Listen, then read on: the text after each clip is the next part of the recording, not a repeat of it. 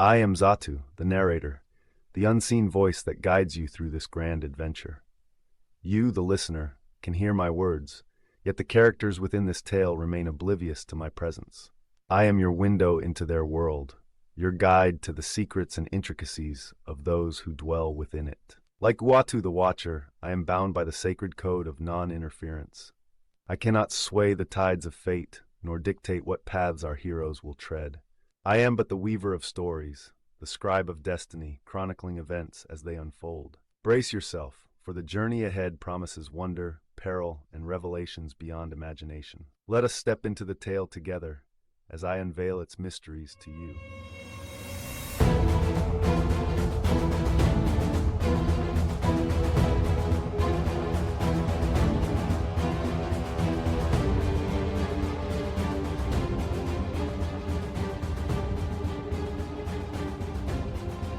Welcome back to LMG Presents Marvel Multiverse RPG. My name is Jordan and I am the narrator of this podcast.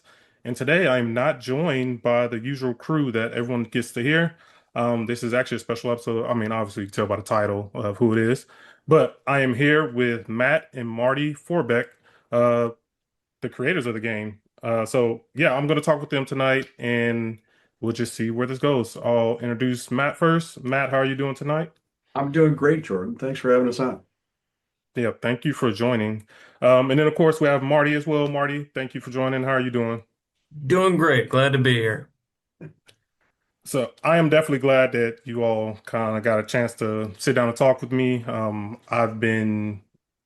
would say I've been playing this game, I think about a year now, but for me, this game kind of flew under the radar. Like I had no idea about the game at all when it released. I feel like I caught it real late because by the time I found out about it, I feel like there was so much out there. But since I've been playing, there's been so much more out there. Um, And so, first of all, thank you all for what y'all do. Creating the game has definitely been uh, a fun experience for me. So, yeah, first of all and foremost, thank you for that.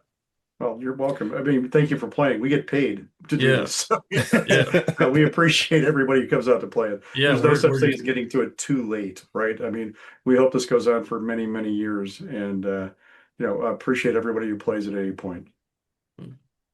So, go ahead and hop into it. First, I'm gonna pitch it at you, Matt. Um, of course, you have a ton of games that you've created over the years. What was your very first game that you created or Ooh, like been a that's part of? I think the first game I was actually professionally a part of was a game called Myth Fortunes that came out from Mayfair Games back in like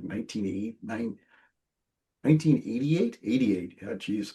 And it was a board game based on the funny fantasy novels of Robert Lynn Asprin, the Myth Fortune series. And my friend Will Needling and his friend John Danovich wrote the game or designed the game and then needed somebody to write the rules. So they said, "Hey, you're working on a writing degree. You probably can handle this." And I had done a seminar with Mike Gray over, who was working at Hasbro at the time, on how to write rules. So I sat down and did it, and then Mayfair published it not too long after. So that was my first paid gig, I believe, for doing this kind of stuff. Okay. Long Uh, time ago. Marty, you're a little bit younger. You're a little bit younger. I suppose you're not going yeah, back yeah, to a the little bit. 1980s. Yeah. So I see that you also have some games underneath your title so far, but is this the first game that you started with, or did you have anything before this? Well, I mean, I worked together with my dad here on Shotguns and Sorcery, which was it's this sort of noir fantasy game that I worked with you. The first gig I think I ever had doing this sort of thing was working on the 5e, or was it the adventure first for Shotguns and Sorcery? I forget. You may have worked. I think you worked some on the adventure that we did for the Cipher system, right? Yeah, And right. then we brought you in to work on the 5e conversion for Shotguns and Sorcery, Yeah, yeah, yeah. So that would which that was which I was and set. against from the beginning, right? Yes. I'm like, "Boy, why do you want to do this? This is hard. Why are you gonna go? Why do you want to make a living doing this?" It's better than getting a real job. I mean, Oh, that's what I always tell everybody. It's true, but yeah. it's tough. You've done a great job at it, though. Honestly, I was a little trepidatious when Marty first said, "I'd like to do this." I'm like, "Well, let's try out, see how you do." And he's done a great job. But man, I've seen so many of my friends over the years, over the decades, lots of people enter and wash out fairly quickly through Hmm. whatever reason. It's very rarely a matter of how talented you are. It's a matter of how long you can stick around, right? And how how well you can stretch your dollars so you can stick around longer, right? Because it's if you're living cheaply, it's a lot easier to have more shots at it. But Marty's done a great job. I've been very proud of him. Oh, Yeah. thank you. So, And and you know that. then I've told you that before. Yeah, I might have heard it once or twice. Yeah, once or yeah. twice. So I was You like, ever, are you guys the first father son duo Oh, kind of no, doing no, this? no. no, no, no, No. No, no. there are Yeah. others. There's Jordan Weissman, who did FASA Interactive, who created FASA. So he did Battletech and Shadowrun and a bunch of other stuff, WizKids, with Mage Knight. He's got two sons, Zach and Nate, actually, who work on tabletop games. Mike Pondsmith, actually, has got his son, Ian Lisa, who did Cyberpunk 2025 or 2020 way back in the day. Their Hmm. son, Cody, actually is the lead writer on The Witcher and helps him out with the tabletop for the Witcher tabletop game, and also does stuff for the other games too that they do. And there's a few others too out there. There's not a lot though. It's Okay. it's kind of a rare thing. I mean, Luke Gygax and Ernie Gygax going way back, but Mm. they never really. I don't know if they ever published anything with their dad, but they have done a lot of stuff since he passed. So I guess for both of you all, at what age were you just like, I am really good at writing and creating, and this is like something I want to do permanent? Like, at what age did that finally start to kind of click for you? I want to Um, hear Marty's answer. yeah, I was gonna say I was Well, gonna at pitch what it to Marty age? first. I was still waiting for the age where I'm like, oh, I'm really good at this. Uh, I mean, I wanted to, work in games since I don't even know how young, very young. Just because, well, playing games is my favorite activity. I mean, I feel uh, you on that. yeah, getting to work on them it's honestly a dream come true. But don't tell my dad that. I'm trying to keep him humble. Yeah, we did start dragging in conventions and stuff when you were just a wee lad at a very tender age. Yeah, that's So true. this is GaryCon 18 coming up. Your first convention, I think, was GaryCon 1. So 17 years ago, right? So you were Yeah. like 10 at the time. So it's been a while. For me, I just started writing when I was in grade school, and I think I won a prize for doing a Star Wars parody when I was in fourth grade. I'm like, oh, you Hmm. can get stuff for writing? Awesome. And I'm just, ever since I've been into it. But then I growing up Yeah, I in was southern wondering if you were going to Wisconsin. mention the Dragon magazine thing that you wrote in. No. You've told me that was your first paid gig before. Was Well, the that the was a little pay, you mean the that was Polyhedron. Uh, Polyhedron magazine? yeah, it was Polyhedron like issue 7 or 9 or something.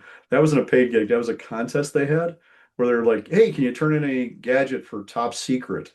Which was their super spy role-playing game that they had from TSR back in the day. And I came Hmm. in runner-up on that one. I got a year subscription to the Polyhedron for that. So That's that's pretty good. that's probably my first published credit outside of like a school newspaper or something I did myself.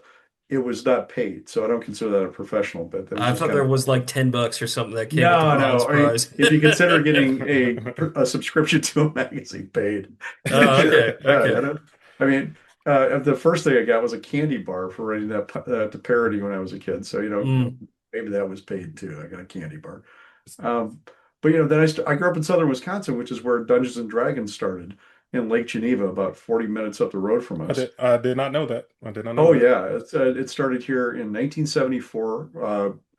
Gary Gygax, who was publishing it, and with help from Dave Arneson up in Minnesota.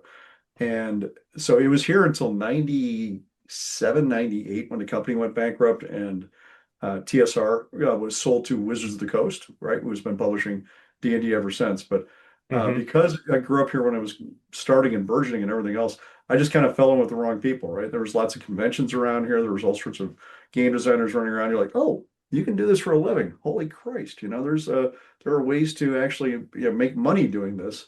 And I started Hmm. play testing for different companies when I was in high school.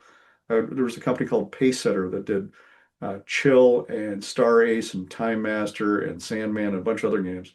And I used to run up there and in the evenings after soccer practice and go play test their new role-playing games with them when I was like 16, 17 years old. So that was Yeah. another way I got to do it. Just, being around a group of people that were already doing it, like this actually is possible. And if I'd grown up someplace else, I might never run into that at that age.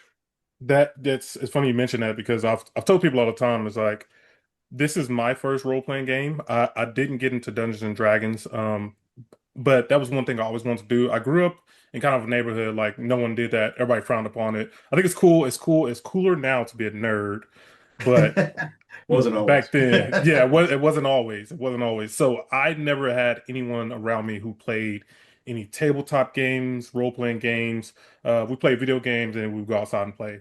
But I was Yeah, always interested in doing those other things. I just never had anybody around me. So when I got a hold of this game, I was like, okay, I am going to treat like this is going to be my Dungeons and Dragons. Like I'm going to go all in. I'm going to try to find a group of people to consistently play with. Like this was Dungeons and Dragons for me. But I've always been a big Marvel fan, and right. this was like the perfect crossover for me. That's fantastic. You were actually one of the people we were aiming at when we made the game, right? We knew that Mm. we were going to be looking for people who play D&D because it's the biggest role-playing game in the world, but also what we called Marvel fans who are RPG curious, right? People are like, yeah, that sounds kind of cool to do that D&D stuff, but pointed ears and wands and robes, it's too creepy for me. But Oh yeah, yeah. spandex and masks, sign me up. Yes, I mean you definitely hit the target with See, me for sure. I knew they were out there. I knew people wanted to play. Yay. So in the beginning with the Marvel game, like how did Marvel approach you, or did you approach Marvel? And then also, Marty, you were there on the first book as well, right? I was. I came in midway through develop. I wasn't there for the playtest version, but I came in midway through development on the core rule book to do the character sheets. Right. Okay. All the And I was going profiles. to mention, like, Marty, you've done a lot of the character sheets. Yep. Have you also written some of the, I don't know, what the actual text in it, like the actual content as Yeah, well, yeah, or do the you? the prose chapters. I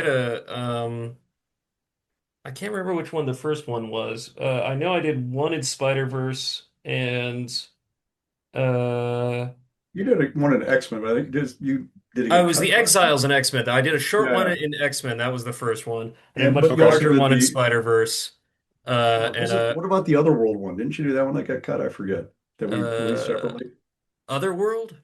Yeah, where like For where Captain Excalibur. Britain. Yeah, for Oh, the Excalibur. Excalibur one? Excalibur. I didn't write Excalibur, although I was. They talked about putting me on at Right, one okay. point. Yeah.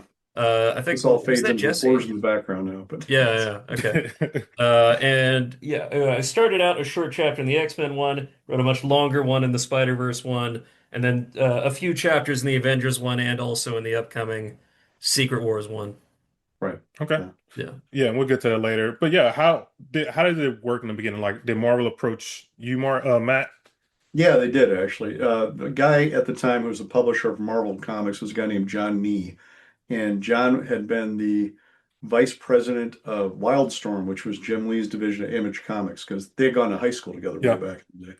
Oh, nice. And in the mid 90s, I guess, sometimes, or like 94 or so, John had called me up and hired me to help design the Wildstorms collectible card game with Jim Lee and a guy named Drew Bittner as one of their editors.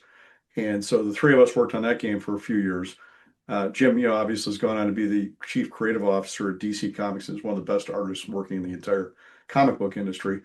John moved over to DC with him for a while, and then became the publisher of Marvel Comics right before the lockdown. And Hmm. so I was at C2E2, which is right before the lockdown, it was February 2020. And Oh John man. invited me down and said, "Hey, we're going to do a role playing game, and I want you to design it." So he also brought out a guy named Mike Capps, who unfortunately was not able to stick around for the entire project, but Mike was on there for part of that as well, and he helped out a good deal with the playtest rulebook. Um, but after Mike left, it's been pretty much me as the lead designer and writer all the way through. And I brought on Marty fairly early on because I'm like, well, I got a game system here, it works pretty well. And of course, there are deadlines and we need to get this thing out. So, can you create all the characters that have created the system that allows you to do that? Which actually is not even the hard part of it. I mean, there's some challenges there, but the more challenging part, I think, is the research that has to go into every one of the little bits that you have to write for each of the characters. And Marty's done I a was Yeah. great gonna job ask about doing that that too. too. Yeah. Yeah, Yeah, especially once we lengthened the space we had for bios, because in the original core rule book, there's a decent chunk of blank space on each of the character right, profiles, and this ones after that, we were like, well, we should try to fill that up a little bit more. right. we have a Uh, little bit more room to work in. So yeah. yeah, So yeah, that's extended. And Marty's done a great job. He's done almost all of those. Patrick actually helped you out with a few though. he One did. of He my other did. kids. When we were So crunched on the event, was it the Avengers or the he it did was the Spider-Verse, Avengers but he book. didn't get credited for Spider-Verse. He did like 8 of them in Spider-Verse or something Yes, like and that. then like another dozen in the next book. Yeah, he Yeah, helped and me out with the Avengers. initial research for him. He was great. Yeah, and he's Now, not working on this book because we're busy working on other projects with him. He's Yeah. got a full-time day job and all that. But now, how does it work if you approach Marty like, Marty, I need you to do these characters? Are you like, hey, I need and you to take do out the this, or you're trash while like, you're at yeah, I'm like, oh, you need to do this, or you're I just like, hey, man, you owe me for your life. Let me go Mm, ahead and call a No, he favor gets in right quick. paid, right? So, I mean, I do. I'm a big believer of, I mean, for one, he doesn't live under my roof anymore. He lives in town, which is great. Mm, But but for two, I'm a big believer that if you're working on something that somebody else is getting money for, you should get paid for it, right? So, and Hmm. I try to hold that up if I'm hiring one of my kids or hiring somebody else in or whatever, everybody should get paid, right? If you can't figure out a way to make something like that, you probably shouldn't be doing it. You should do something else. But you should never try to exploit other people for their labor, not give them something in exchange for it. So Marty gets paid. Well, I mean, it's role-playing game money, so it's not like, go hit the lottery money, but he gets paid Yeah, decent. yeah. yeah. I love how you talk about that because I'm definitely using my kids. I'm like, hey, go get the remote, go get me some Oh yeah, water. It's like I'm still in those early stages, like you still owe me for everything right now. Uh, exactly.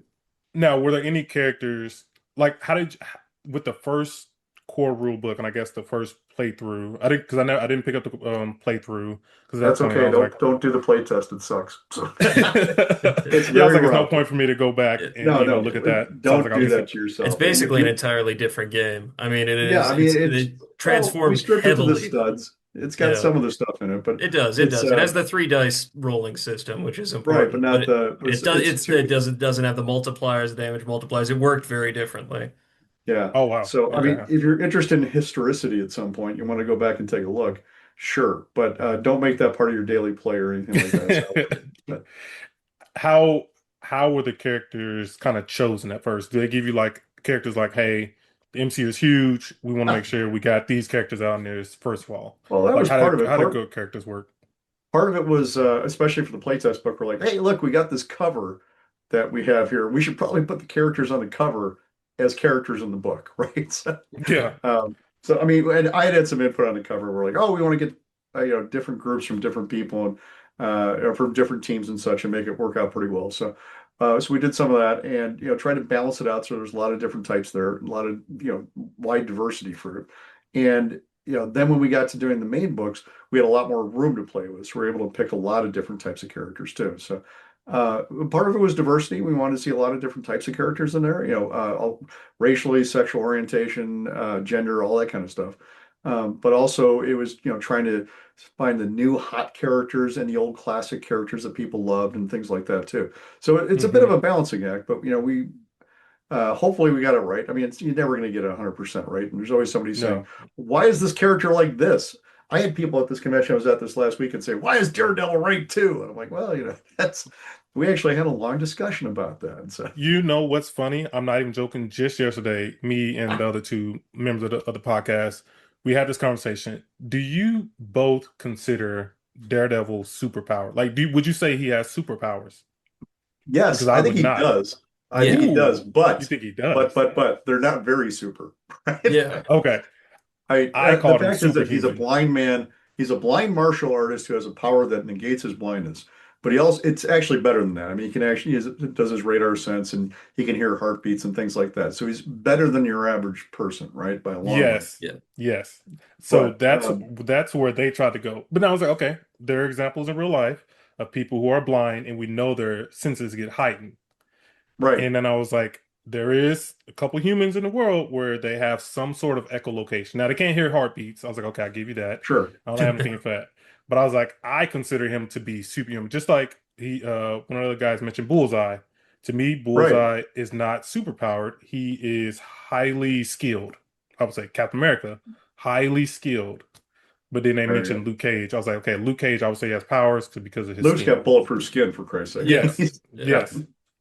So yeah, we just had that conversation just yesterday about that. Exactly. Well, that's the reason we had like special training as a power, and we have tactics as power sets and things like that because, or special trainings as an origin, right? Because some characters, they're still in the Marvel universe running around and they're running with the big guys, but they're not technically super powered, right? So you Hmm. can be a superhero without being super powered, if that makes sense.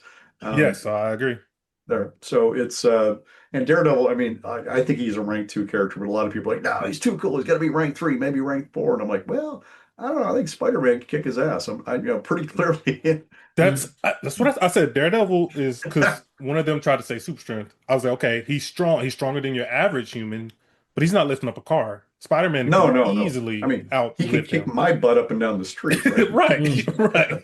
Now, yeah, I'm not gonna fight Daredevil, but No, hey, no, no, hey, he'd slaughter me. yeah. So yes, we just had that debate, and it was like, okay, if you give us, I was like Juggernaut, for example, Yeah. do you count him as superpower because he gets his power from an item?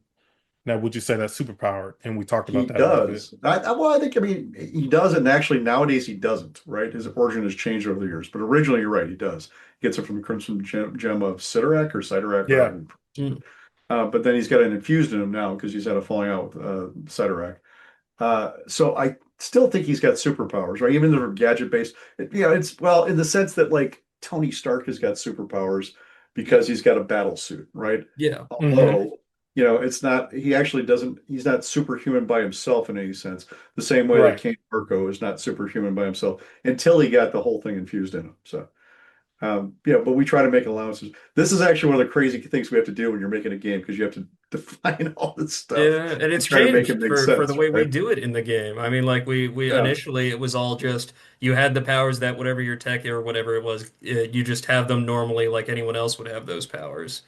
right. But now with the iconic items rules and the battle suit rules that we updated in the Avengers expansion, it's Yeah, framed a little differently. I mean, it's all still superpowers, but it's the way we yeah. But contextualize how them. you get them is Yeah, the trick, is right? So, different. Yeah. I mean, if you hold up a cosmic cube, are you superpowered? I mean, you are in the sense you control that cube, right? But really, you personally, no. So, Yeah, because like the moment it's not in your possession yeah, anymore, exactly. You put it down. regular I mean, Joe. Thanos at one point in the original, and obviously he's got his own powers, whatever. But at one point, he puts down the Infinity Gauntlet because he's like, "I am the biggest, most powerful badass in the universe." And then his was it Nebula picks it up and kicks his ass. It's just like, Yeah. well, left it there. Uh, what does research on the character profiles like? What does that entail? Are they handing you? I got a stack of comics next to me. Are they handing you comics as far back as they can go and more recent stuff? Do you guys have to read through all these things? I mean, these characters are changing all the time. What does research when it comes to character Marty, profiles that's look your like? ball. You want to tackle it? Well, I mean, we both research characters. I mean, just in different contexts. I mean, for us, it's a Marvel Unlimited subscription, and Yep, definitely have reading a that. lot of Best thing comics. going. Yeah, I mean, you have for me, it was a lot more research, especially early on, because you've been researching this stuff for a long time. I mean, Yeah, you I've been wrote, reading comics for over 50 years, so that makes it a yeah, little bit easier. But yeah, you even wrote so, I mean, the I don't remember stuff I read when I was 7. Yeah, that's true. That's You true. have But to you go wrote back and look, right? that one edition of the Marvel Encyclopedia. I remember you doing a lot more research Yeah, yeah, then a few years before we started on this. Then you had that background already when we came over to yeah, this. Yeah. yeah. Like I wrote 2 editions of the Marvel Encyclopedia, and I wrote an Avengers Encyclopedia, and I wrote a Captain America book, and Did I you worked did you happen to write yeah, the I've never said it on this podcast, but on our main podcast, I talked about my sure. intro into Marvel. Was through the X-Men encyclopedia that came out. God, I No, I was didn't work on that one, but yeah, there's some that. good That's stuff what there, right? introduced. Yeah, That is what introduced me to not Marvel comics in the sense of like the actual comic books and wanting to know right, more of the lore. So yeah, exactly. okay. So you Now, about know part of that. that is, Okay. that we had, Marvel's like one of the number one brands in the world right now, mostly because of the movies, right? So more people have seen the movies than have ever read any of the comics. But what you do is you're like, oh, that's cool. Let me learn more. Oh, this is actually in comic books. Ooh, let me read some comics. And, Hmm. it kind of swirls you in that way. And that's part of what that's for. I mean, I worked on Marvel Heroes Battle Dice back around the early 2000s too, which was a big mass market game. I've worked on a couple of the MMOs, just writing dialogue, things like that. So yeah, I've been involved in Marvel and Marvel games for a long time. Just it's always fun. I always enjoyed doing it, and I just grew up reading it. So it's like when John asked me if I wanted to do this game, I was like, Gee, and you're like, well, it's like D&D with Marvel. I'm like, oh God, yes, I do. Maybe I shouldn't, but yeah, no matter what, he knew he had me hooked the moment I walked in the door, right? It wasn't a real question at that point. Like, John, the only way I'm not going to do this is if somebody in my family is dying and I don't have the time, right? So, Yeah. yeah, So Marty, you said you have to do a lot of kind of reading and getting the background of characters. Um, Yeah, yeah, was that yeah. A just like lot you of doing a lot of reading. reading? Yeah, yeah. I mean, there's only so much research I can do on a given character within the amount of time we have, but I try to, be as thorough as I can be. It's yeah. a Like, lot of. how many issues of the Fantastic Four have you read now? Well, I've almost read every single one now. Yeah, But I didn't honestly. I didn't have to do that for the Fantastic Four chapter I was writing. It helped to do it, and it gave me more of a background on the little details. But I mean, when you get trying to give people a broad overview of a team's history, I mean, you go through the key storylines and Hmm. appearances, their early stuff, the newest stuff. And with the newest stuff, it's always trying to hit a moving target too. Like where there's a lot of times when, It's we'll always changing. change a little bit of a yeah. bio right before the book goes out because something major just happened in the comics or whatever. Yeah. Yeah, Um, No, it I is. mean, It is the way always we changing. generally do is, you use your own knowledge that you have, use the encyclopedias, whatever. Also, you work on Wikipedia or the Marvel wikis or whatever, and you say, okay, this is where we need to look. You never trust the Wikipedia or the no, wiki you Yeah. double check everything. because it's Yeah. always somebody else's interpretation of what happened. So that just this says, okay, this happened here. Maybe it says it happened in this issue. Usually that's close enough, and you can go to that issue and the issues around it, and you can read those and get straight from the horse's mouth, so to speak, and get the actual data that's there, and then make your own interpretation of it. And yeah, we do get a lot of it is reading comic books, which is just not a terrible hardship, to be honest with you. It's No. good.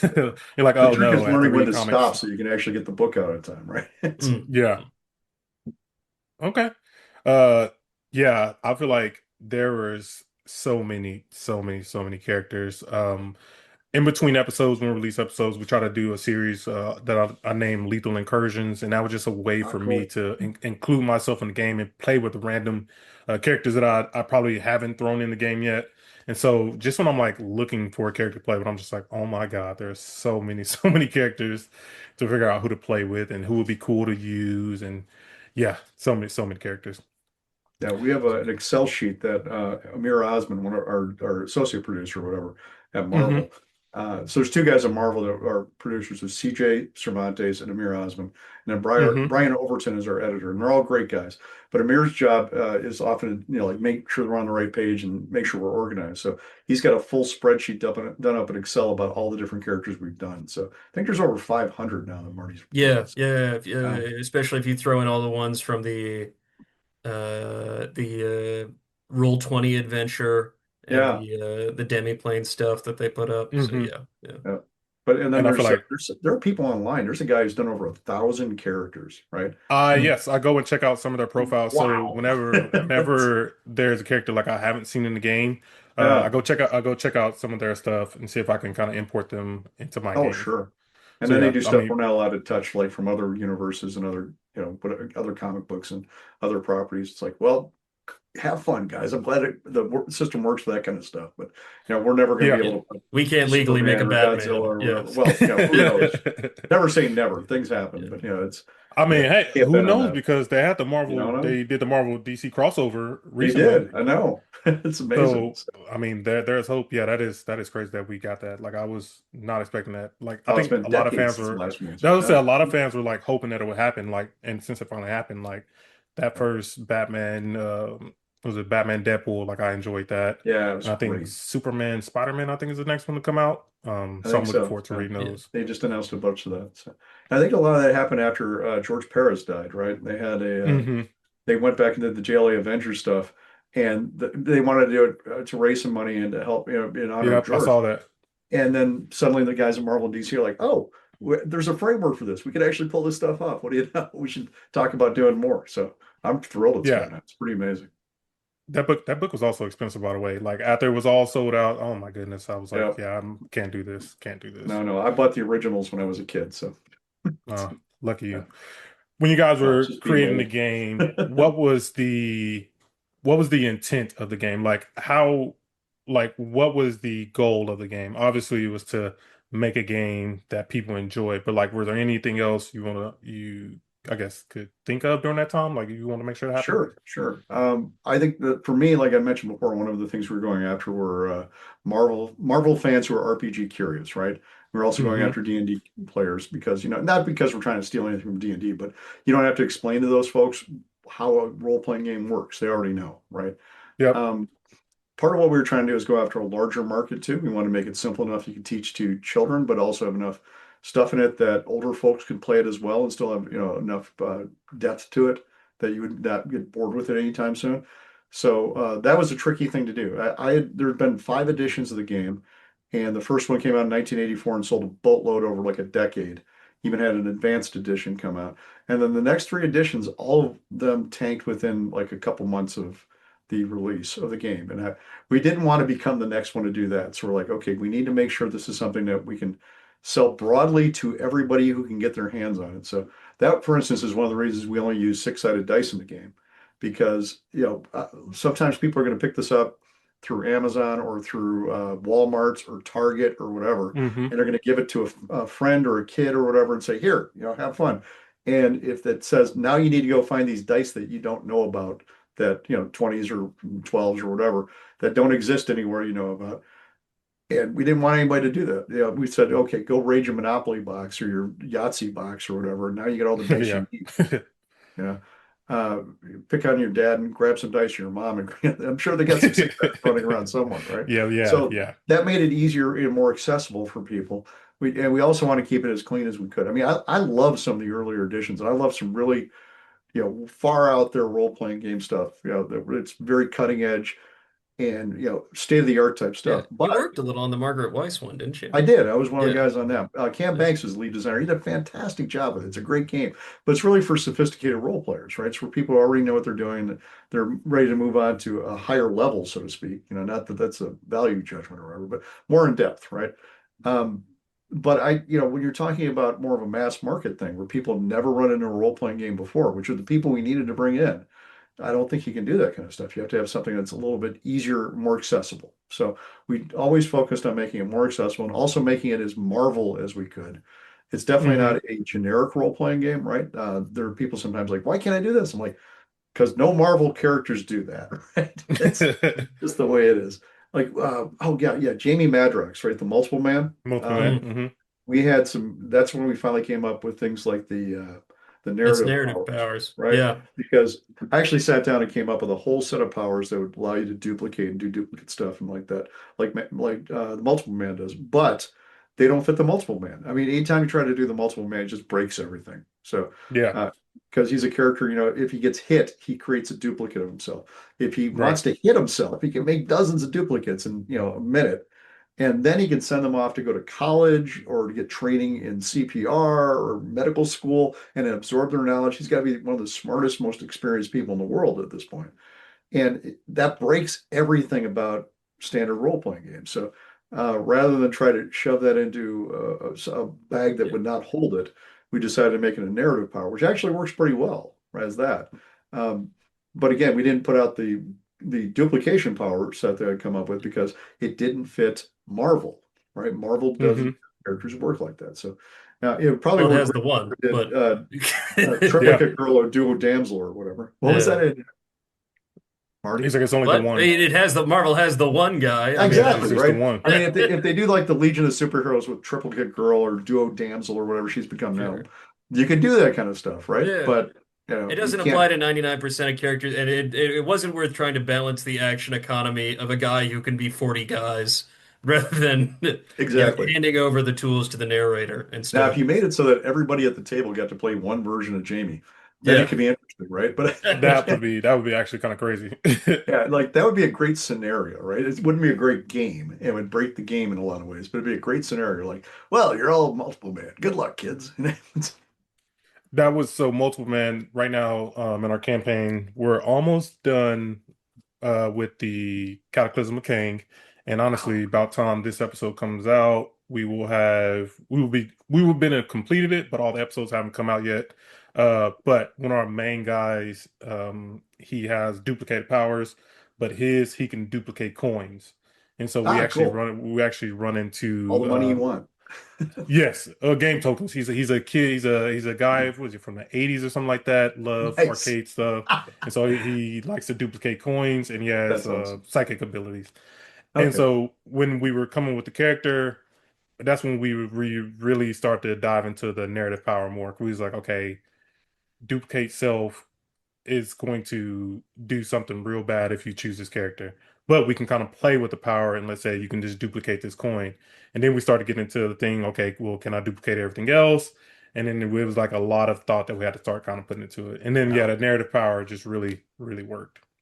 there you go. Yeah, I mean, I encourage people to come up with their own rules and own characters and own powers and that stuff. I mean, that was one of the other things. Some of the previous editions didn't let you create your own characters, right? They're like, oh, here's, Captain America, here's, Spider-Man, whatever. You got to play these guys, Wolverine. But they didn't give you the ability to make your own thing. And I think one of the main reasons people play games like this is it's a creative outlet for them, and you have to give Yes. them the ability to scratch that itch for themselves, right? So Yes. I love seeing people do it. It's fantastic. I would definitely say like when I get bored sometimes I'll hop on Demi Plane and Yeah. I'll just go create a random character. Like I have what 4, 8, 12, 16, 18 characters right now that I've just Ah, created cool. just for fun and like I don't know if I'll ever use them, probably will never use them, but I was like I enjoy like I said having that creative outlet. Yeah. Earlier No, too you Marty. also mentioned D&D. Yeah. One Marty of the actually does guys that comes when from he's D&D. doing characters, check his math a lot of the time, right? He'll actually jump on Demi plane, make sure he's getting Yeah, everything. yeah. It was a lot harder early on because we didn't have the demi plane tools to work with. But they're very good tools, and they help a lot with double Yes. checking all the math on the newer characters. Yeah.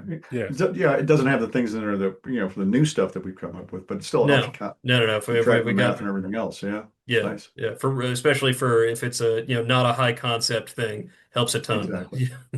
Now, I'm sorry, Jordan. I Now think we interrupted you. You were asking about D&D or some such. oh yeah, I was gonna say because you guys mentioned earlier, like, or you mentioned Matt about trying to get like D&D players to play. So one of the guys that we play with, Ethan, he's been playing D&D, I don't know, 15 years, and so Wow. it was easy for him to kind of transition and slide in to help us out because three of us had never even played.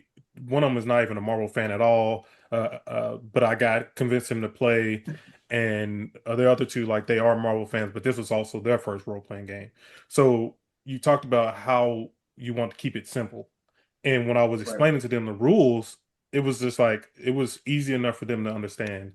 And so yeah, I would definitely say like you have hit the target audience with this one, like trying to bring in new people as well as D&D people who like Marvel or who like the MCU. Um, this is definitely like an easy transition game to for a new person to get into. That's good to hear. That was the idea. I mean, like your buddy who played D&D before, a lot of the concepts are the same. We use a lot of the same pillars and vocabulary, right? So it's like Hmm. you're rolling for initiative, you have ability scores, all this kind of stuff that works similarly. It's definitely a different game, as you know, but it's something where if you play D&D, you can just kind of step to your left and you're Yep. in, right? And it's nice and simple. And the other thing is it's not just D&D though. I mean, it's because if you play video games, so many video games have these same kind of mechanics in them, right? To be able to model on those kind of things and not have to re-explain something or explain something brand new to people. I love these games that make me go, whoa, and I'm like, oh my mind, I'm breaking it trying to wrap my head around this. But again, for most people, it's like, well, I understand, especially if it's your first game, which a lot of people is going to be for a Marvel game. You don't want to force them to have to jump over two hurdles. You want to just let's do one at a time. You can move on to the other stuff Hmm. later. So, and if you like the other game, like our game, and you like stuff, you can go check out the old versions of the Marvel games and all this other stuff like Blades in the Dark and whatever, and Apocalypse World, and try out or Fiasco, which is one of my favorites. Try out Hmm. these crazy wild games. But most people who play games are not as omnivorous as most game designers, right? You get into one thing you really like, you just go at it, and you're not worried about the other stuff. Game designers, Hmm. me and Marty, we tend to like play everything just because we're interested in more how things work than actually playing them most of the time. Yeah, that's funny because that actually leads into my next question. Like, how There you go. often are y'all actually like play testing this game, but also other games as well? Well, we play test a lot of stuff. Marty and I and Patrick are actually working on a game called Cats of New Orleans, which is a goofy. It's It's a It's a tactical tactical combat miniatures game. cats Yeah, game. Yeah. yeah. So this friend of mine, Marco Picota, came up with a game called Legions of Steel back in the 90s. And Hmm. then he, buggered off and did other stuff for decades. And now he's back doing games. He's did Stalingrad Z, which is a zombies in World War II game.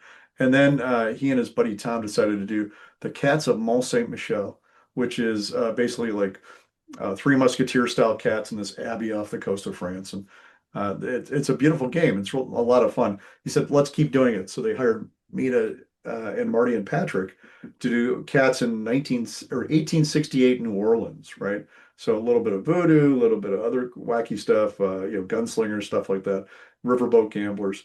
And we came up with this whole thing. We've been working on that for months. We play test that a couple times a week usually.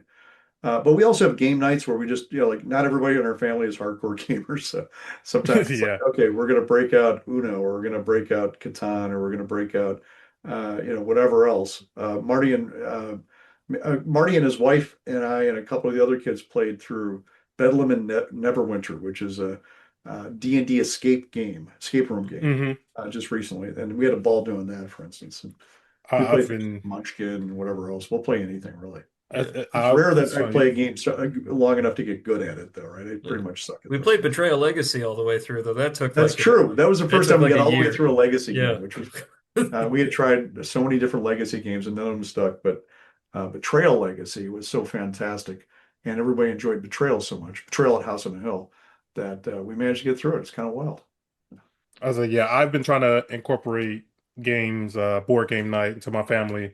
My wife, not a gamer by Uh, far, no video game, no board games. And so we do a lot of Uno. We do a lot of Just Dance, but I'm also trying to teach my kids different board games. And so I have like a bunch of board games just around here. And so I've that's been awesome. trying to slowly introduce them to them. And this game, I bought the starter set. And so Cool. for my 10-year-old, I think she's ready for it. But my 6-year-old is just her attention span is like a fly. I'm like, I don't know Yeah. how long I don't know how long No, I can keep her 6-year-olds are locked hard for in. that kind of stuff. There's Mm. a I was reason like, you get yeah. these games that you graduate from, though, like things like not just Monopoly, but like the Game of Life and Sorry and We we Chutes bought and we bought the Game Ladders. of Life on our Switch, Yeah, and so we've been playing that. You yeah, mentioned Munchkin. I have Munchkin, but yeah. my oldest daughter's like, nah, that looks stupid. I don't want to play. I'm like, golly, okay. Well, I guess she shot that down. So, and then I'm trying to It's introduce yeah. Legendary to them. No, Munchkin is like a long extended in joke about Dungeons and Dragons. I can Mm. Mm. understand. Yeah, I love it, and the kids love it. But Yeah, they're having their like second Marty's edition actually come working out on, soon. Marty's got an essay he's working on about how he first learned how to play Munchkin, playing Super Munchkin way back in the day. So Yeah, I yeah, probably shouldn't say much more than that about where it's going or anything. But yeah. Yeah, it's a good long story. It'll be out in print sometime later this year, I I've think. had So. I've had this copy of Munchkin for Ah, there we probably go. about Mm. I've had it probably 6 years, and Nice. I cannot get my wife or my kids to play with me. So I don't know. Yeah. It's Well, it's the tough out here. trouble actually, when we started playing Super Munchkin was it's a stab your buddy game, right? And Hmm. young kids are not ready to stab each other for fun. They take it seriously. It's like, you did Hmm. that. No, it's part of the game. No, I don't care. Wait, I'm going to do it to you. It just, I started teaching the kids things like co-op games around the time. I was like, oh, let's look at, oh God, what are the ones that Matt Leacock did? All the desert, no, Forbidden Island, Forbidden Desert, Yeah, yeah. all those great games, right? And they're wonderful games. And also the neat thing about them is you can play them with younger people and help them through, right? Hmm. Marty and I actually did a game that came out last summer called Minecraft Roll for Adventure, right? It's one of those pick a path, like a choose your own Yeah. It's adventure right type of behind games. you, actually. I have a copy here. Yeah, Yeah. hold on. Oh, there it is.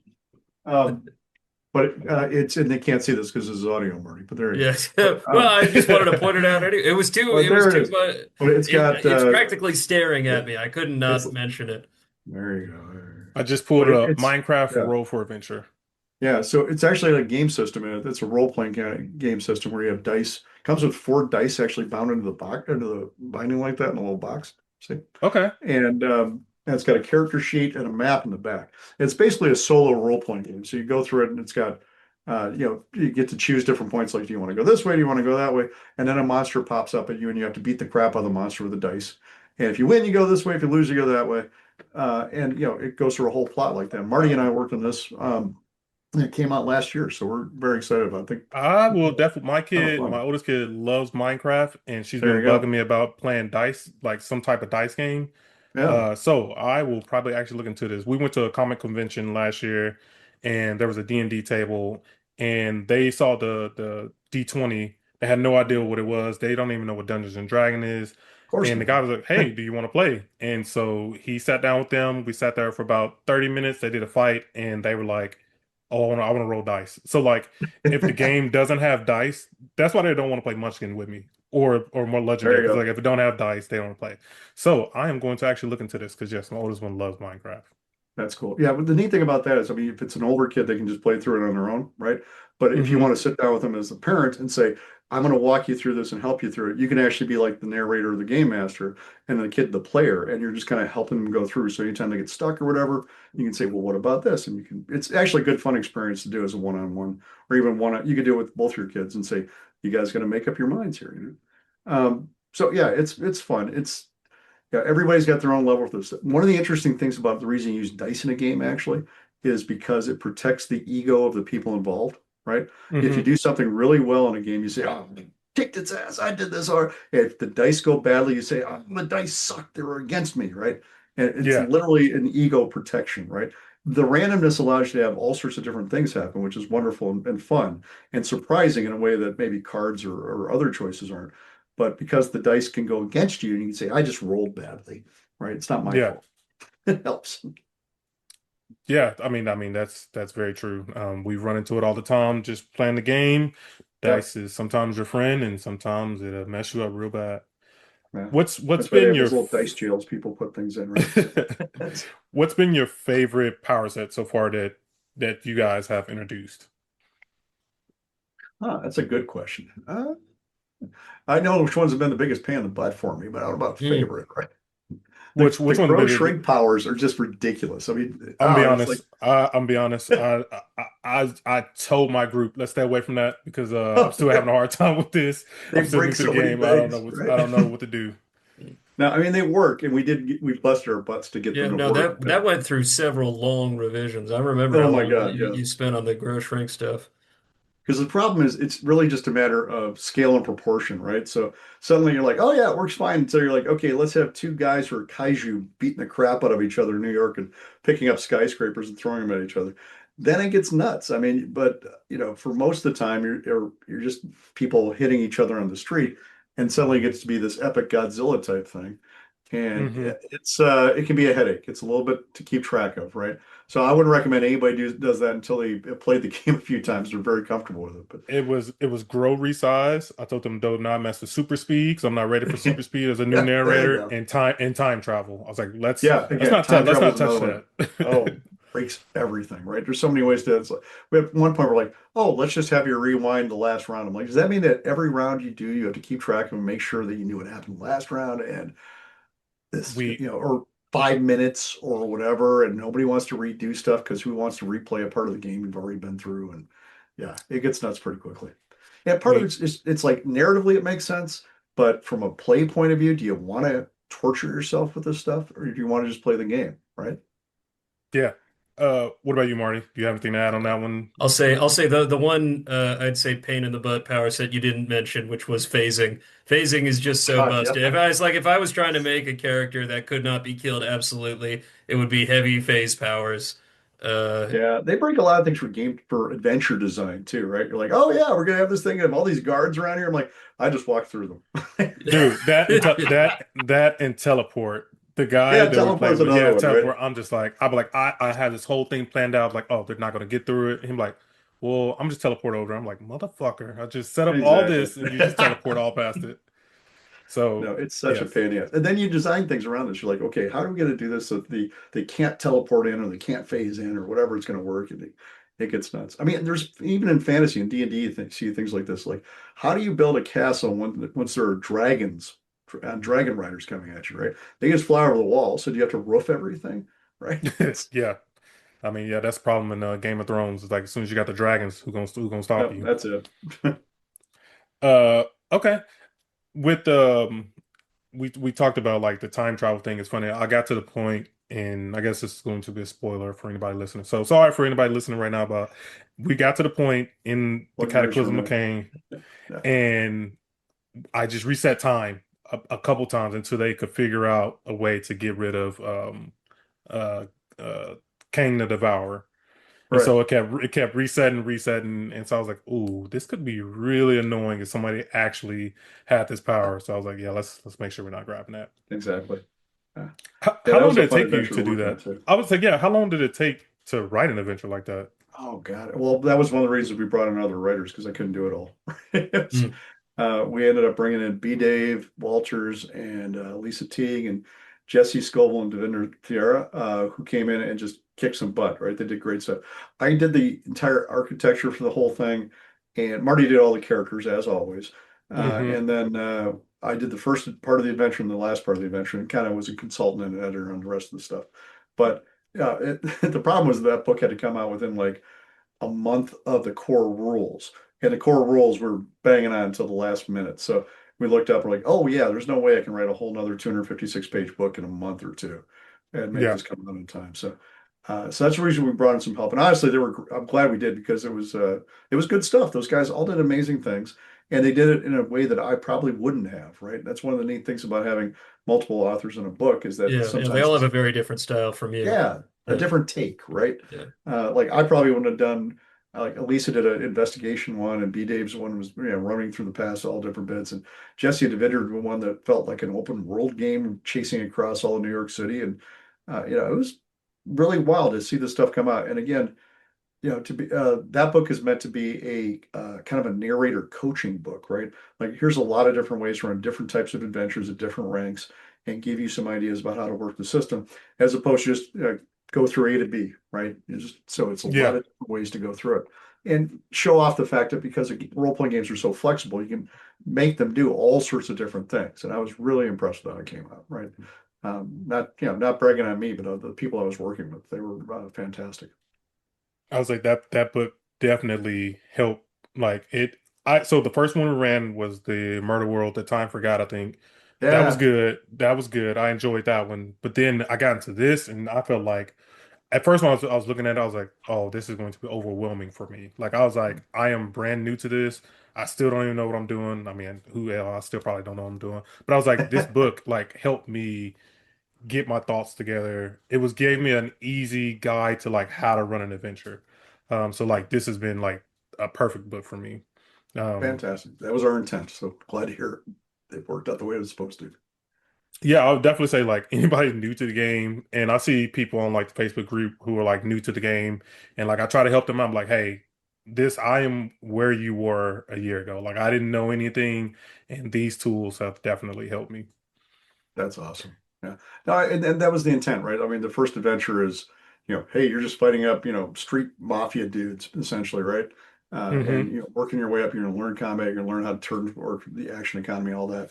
And then the last one's like crazy epic Marvel madness across the cosmos. And Yes. the leaps between are kind of wild, but that's the reason there's six of them as opposed to just A and B, right? Who are some of your both of you guys kind of favorite Marvel characters? I'm curious. Marty, want to hear yours? me. Like I'm a huge X-Men fan. Yeah, I Mm. consider the X-Men outside of Marvel. Like I am an X-Men fan first, and then yeah, I'm Marvel, and then I'm a Marvel fan. I get that, especially if you Here, grew up in the cartoons I'll and the movies, right? So controversial Yes, X-Men pick. I'll say Cyclops. I really am partial to Cyclops. you I like are, him. no, Yeah, they're making Cyclops them is the better. biggest Like jackass, man. yeah, that's why I said they're making them better because he went Yeah. through a Oh, rough yes. patch, and so like I feel like they're starting to redeem him a lot more now. I think you're absolutely right about that. Now, for me, it's always been Spider-Man, right? I was a big Spidey fan from when I was a kid. And then Hmm. I got to write that Captain America book that came out however many years ago, whatever, from DK. And then I fell in love with Cap. So, and I love all the versions of them too. I mean, I love Miles and I love Sam and all the other different ones. Like, how many different Captain Americas do they have now? Captain America, the Railways, and all the other ones. It's kind of nuts. But Yeah, yeah. just the idea of Captain America, this guy who strives for the ideal that we wish we could all be, that Hmm. our country would actually get toward. That's the kind of guy. I think superheroes should be aspirational in that way. It should be stuff that gives you fiction that says that we could actually live in a better place if we all wanted to do this kind of thing, right? As opposed to it's dark and gritty and everything sucks. I Yeah. mean, you get enough of that on the news, right? So Yeah, I mean, this is definitely like a good escape into comics. What are do y'all have any favorite comic books or like comic book runs? For example, one of my favorite comic books is Marvels with Oh Kurt yeah. Busiek and Oh, it's Alex great. Ross. Yep. If for anybody like new to comics, that is the one that I always introduce them to. I was like, this will help you get a small history of what the Marvel Universe is, and it's cool because it's from a perspective of a reporter. And I was like, Yep. that's a pretty cool twist. Do y'all have any favorite comic books or comic book runs? Yeah, I mean, for me, I've got lots of them, right? But I Oh mean, yeah. like The Dark Knight, obviously, and Watchmen, and all these ones. Yeah, and more recently, I think Kieran Gillen's kicking ass with all sorts of different things that he does, right? He did a Yeah. bunch of Avengers and Eternals. He did the last run of the Eternals from Marvel was fantastic. That was Kieran doing that. Yeah. The whole And Axe even his power crossover fantasy after books that that. he's doing right now are amazing. So, but stuff that's being written by Ryan North and Chip Zdarsky and Jim Zub's an old buddy of mine. I Oh reread yeah, his books. those guys are all good. Yeah, just fantastic, right? And the artwork you get in some of these is just stunning. So, Marty and I have read just about every Marvel comic in the last, 5 years. But Yeah. then you break out and you read like the absolute Batman stuff that's being done, and the stuff that Tom King has been doing over at DC too has been amazing. The stuff that he's Another doing really with good Martian. writer. Yeah, just we're writers, so I tend to follow writers, but I Hmm. love the artwork too. These guys are just stunning folks. So yeah, the trick is I'll read just about anything. I'll give it a chance. At the end, I'm like, that'll determine whether or not I follow the team to another book after that. But after a while, you're like, oh, I'll read anything these guys put out. It's yeah, Kieran Gillen doing Die too. They're doing a new. I mean, I actually have the new series, but it's DIE and it's an Yeah, DIE. RPG. Yeah, exactly. It's fantastic, right? The Yeah. one thing I'll add is Avengers Academy, Anthony Oliveira, the Yeah, scrolling comic. exactly. I know you don't read as many of the scrolling comics as I do. Yeah, It's I the was like, one wow. I area was where I like, have you beat. But the Avengers Academy, every Avengers Academy run is great, and the Anthony Oliveira one is phenomenal. It was probably my favorite thing that Marvel is publishing up until it got canceled. So yeah. And then you get to write the chapter for that for the Avengers book, which got yeah, cut, but then put on up online for free. yeah, yeah, the one of my favorite kind of books I'm reading right now is Moon Knight. I've been reading the Moon Knight Ah, run yeah. since it started, and I've been absolutely enjoying that one. Also over at Image, the Transformer comic, or is it Image? Yeah, Image, the IDW Transformers does those comic. now. Well, it was IDW, and now it's yeah, it is It Image, right? It's Yeah, it Kirkman's went back baby. over. Yeah, Yeah, Kirkman just took it yeah, over. What, like 3 issues ago, maybe, maybe. yeah, But I've definitely been really enjoying that one. yeah. And yeah, That's good stuff. do you have any advice for like GMs, like new and upcoming GMs, or like what type of advice would you have for them? Yeah, like one of my kids, Nicholas, is trying to become a game master, and he just constantly balks at it. Just at the last second, he's like, "Ah, it seems like work, right?" I think the main thing that people need to know is that everybody at the table is rooting for you.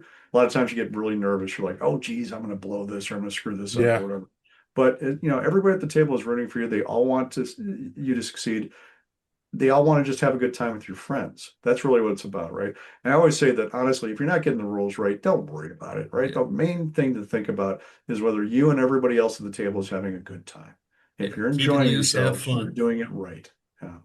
Marty, what are you saying? Say I that said, again. keep it loose, have fun. I was trying to Yeah, agree with you there. exactly. That's Yeah, what I no, was gonna say. you're Yeah, my hype man for this, right? But I yeah, mean, it's really what it is. I mean, just try not to put too much pressure on yourself. You're not, performing in front of a crowd. You're not even performing, right? You're doing something as a group activity with your pals or your family or whoever you happen to be hmm with, and they're all want it to work out, So the only thing I can say is try to prep ahead of time so you're not sitting there flipping through a rule book and going and making people wait. But if That you was me. do get to a point where that happens, because we all screw it up, and we got like I forget the rules to this game constantly when I'm running it, right? Because we've been working on it for years, and you forget like, did I make that decision or I go that way? We discussed this. You just say, you know what, for right now, this is how it's going to work, and later on we'll figure out if I screwed this up. It's not going to matter. It's a story game. You're having fun, right? But just skip through the boring stuff and get to the fun stuff, and don't let yourself get too weighed down by the details. I think that's where I mean, I feel like you described me first. Like when I first started this, I had two groups I was running with. I had my playtest group, and then I had the podcast group. And I would do stuff with the playtest group. I'm just like, oh, I don't think I did that right. or I'm not going to let you do this, I'm not going to let you do that. And I was like, and then they was like, yo, like you should be a little bit more free and like Yeah, let us kind of make our own decisions. And I was like, well, I don't know, it's not according to the rules. And they was like, well, you don't have to go by the rules every single time on everything. It's like this is exactly. if it's our game, let's make it what it is. And so that is what kind of helped me put that to the podcast when for listeners out there. Yeah. Um, so Now, as the guys designing the game, you have not only my permission, but my blessing and encouragement to do that, right? Just go have fun. I mean, I don't care. There's no way to play it right. We came up with something we thought was the reason we designed a game we do is because we think this is a great way to incentivize people to play in a certain way and to be excited and have fun with their friends and make it easy and simple, whatever. But at the end of the day, it's the people sitting around the table with each other that make the game work, right? A game that has no players is just a book sitting in a corner. We want you guys yeah. to bring life to it, and I'm that's just if you do that, you're doing everything right. Are there any characters that were denied from Marvel? I'm curious. Like, There's been none there where they said you can't do that, but well, There like the was Punisher okay. we haven't done yet, but no, they did No, a the Punisher Punisher is up finally. online now. Yeah, They did finally, yeah. Punisher and White For a while, we didn't Tiger. want to do the Punisher because we're like, we don't want it to be a game about gun nuts. It's, we Yeah. want it to be a game about superheroes, I not, mean, yeah. how big is your rifle? Yeah, they did stick him up Um, online like yeah, within the last year or so. I want to yeah, he has resume. been out there now, Yeah. right? But man, every time we do a book, there's like we have a list of like 150 characters we'd like to do, and then we're like, okay, we're probably only going to get 100 in, and then we usually have to trim it down to like 90 or 80 or whatever, just because the rest of the book starts taking up more room. And there's just no way to get to all the characters you'd like to, right? I mean, I would have loved Yeah. to put like, the Great Lakes Avengers in the Avengers book, even as goofy as they are. Me, Um, me and Fuzzy from uh, Fuzzy on the Details talked about that. And I know yeah, that was one of exactly, the I know that's one of the groups he wanted. Yeah. exactly. Yeah, I got to Yeah. hang out with Fuzzy last weekend. Was it last I weekend? saw I that. guess. I saw that video. I saw the Yeah, video he posted. that was a great time actually. It was Yeah. good, and I told him I'm always super jealous because like I'm in the middle of the country yeah. and I had to go far to the east or far to the west, and all the games, all the big cons are always that way. And I'm just Yeah. like, God, when are we gonna get one in maybe Dallas or Houston? Like, give me one where I can just easily They drive to. there are supposedly some good ones in Texas. I know there's Chupacabra Con and North Texas RPG Con, which are supposedly Okay. good. I've never been to them, but I think I have an invitation to go to Chupacabra Con this year, but I have to see if I have a conflict. So, See, I was like, uh, that's an easy 3 hour drive for me. I was like, let me get one there. So I was yeah, like, yeah, exactly. I told him I'm always jealous of you guys, especially you're that close to New York. You always get all the good stuff. And yeah. Yeah, well, Buzzy's got a lot going on. He's doing some good stuff there. But like Gen Con is we're very lucky because we have three great conventions within an easy drive of us, which are Gen Con, Gamehole Con, and Gary Con. They all start with G for some reason, but there we go. But Gen Con's my favorite one. I think this year is going to be 45 years in a row I've been going, right? Since I was a little Dang. kid. Yeah, because again, it started in Lake Geneva. So I would go up to, it was actually in UW Parkside between Racine and Kenosha when I first started out in 1982, I guess, something like that.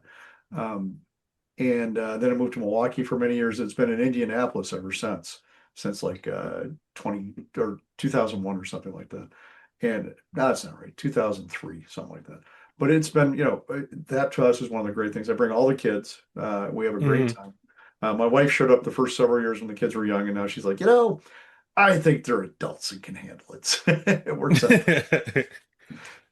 But yeah, she showed up and brought them in and like would take them to the zoo on off days so they wouldn't just explode from all the excitement because it's a lot. 70, there's 72, 73,000 people show up these days. It's a wild show. Oh man, see, one of my goals is to either go to New York or San Diego Comic-Con, Yeah. and so I'm trying to convince my wife. I was like, okay, we can go here for one day, and I was like, we can take the kids and they can go enjoy a whole bunch of other stuff. I was like, Yep. but I want to go to this one thing, so I was Yeah. like, yeah, I got to figure out how we're gonna get there. Yeah, those shows are a little bit different though. I mean, the comic shows are great, but they're like if you go to a game convention, like there's games going on all the time, right? From like dawn till dusk, although sometimes 24 hours a day, and there's always something to do, right?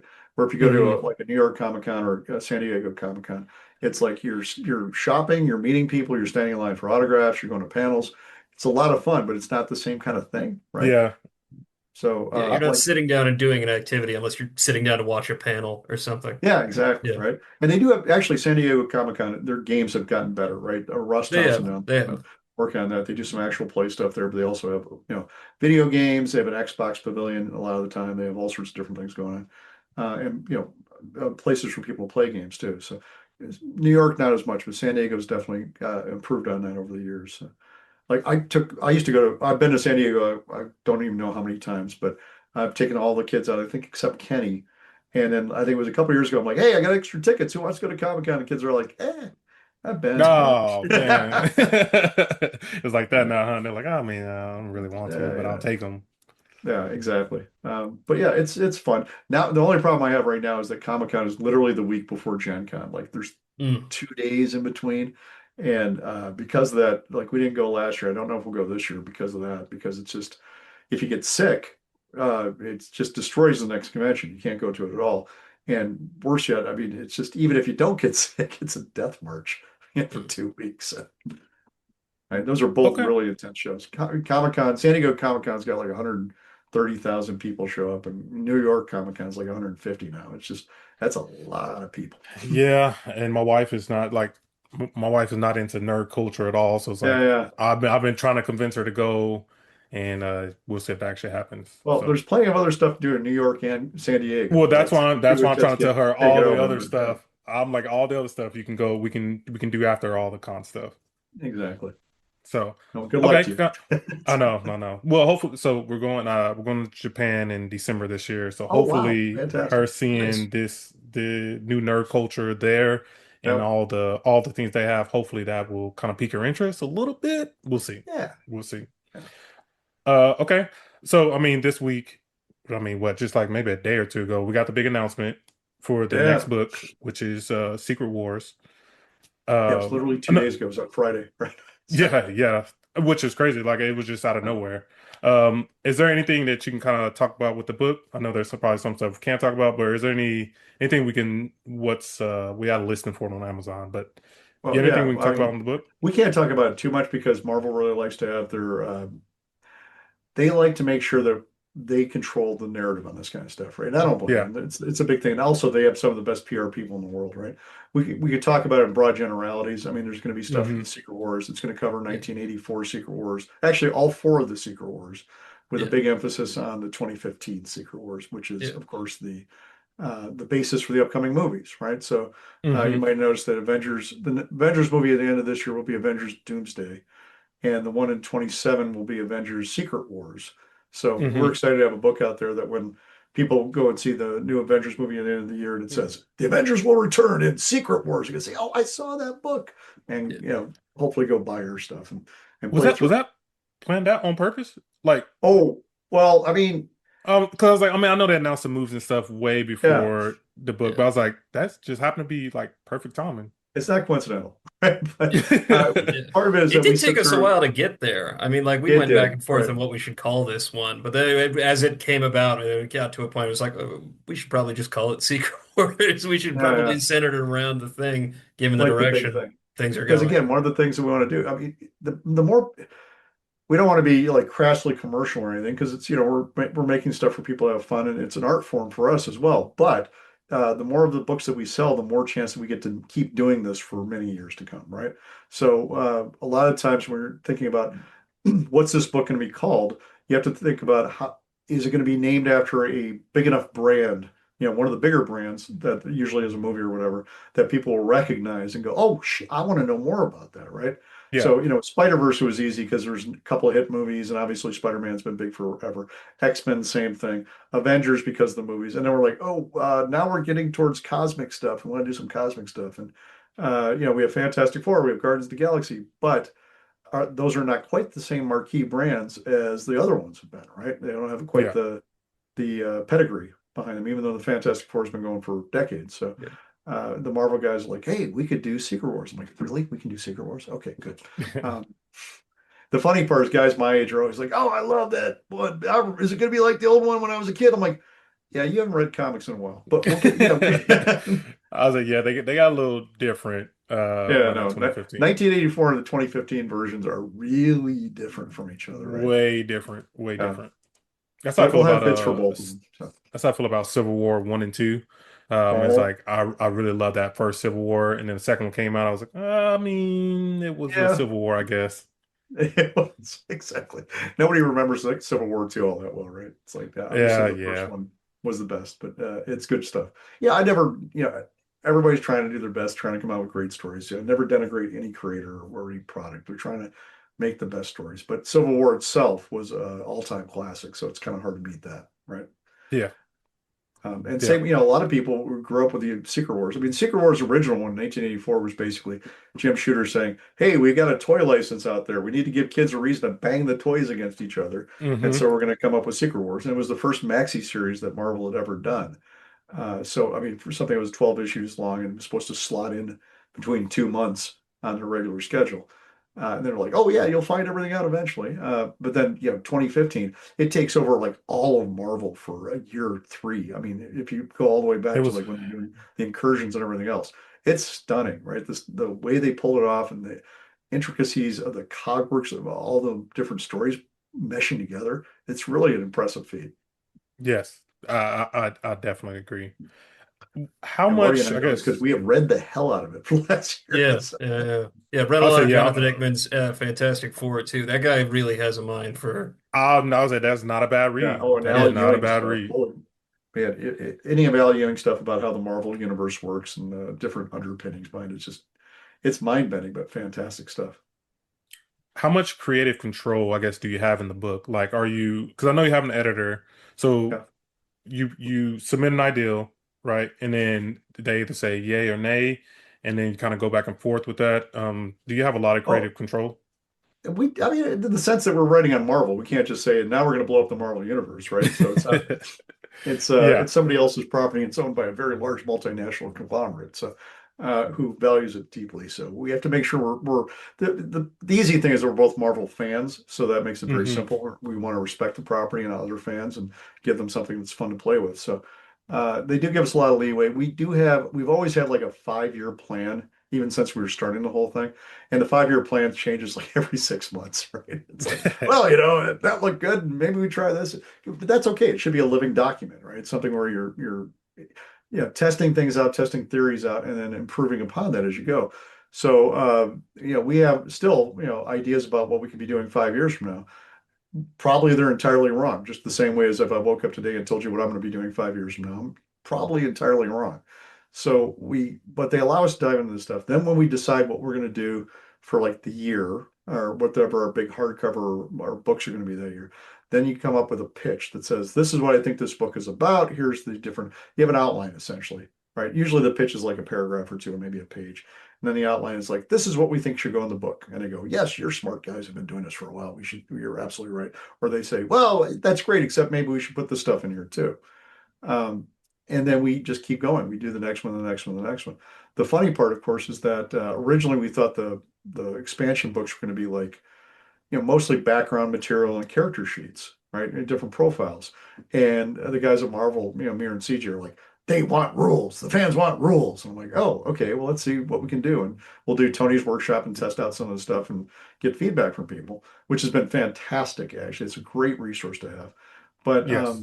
like if you notice that every book since the first book has had more rules. I think the Avengers has 60 new pages of rules in it, right? Which is like nearly a quarter of the book. So it, Yes. and it's good stuff, but it's a lot of work, right? So, Mm. doing the headquarters and the iconic items, I basically had to go through and retroactively design a system that we had in our heads, but actually hadn't put down on paper anywhere, and make it all work. And that was a lot. Good fun though. I mean, it came out well in the end. So, um, and yeah, it's funny because I think a lot of times fans think this is all just stuff we've got on a hard drive that we're saving and doling out a little bit at a time. But no, actually, we're making it up as we go along, just like any other storyteller.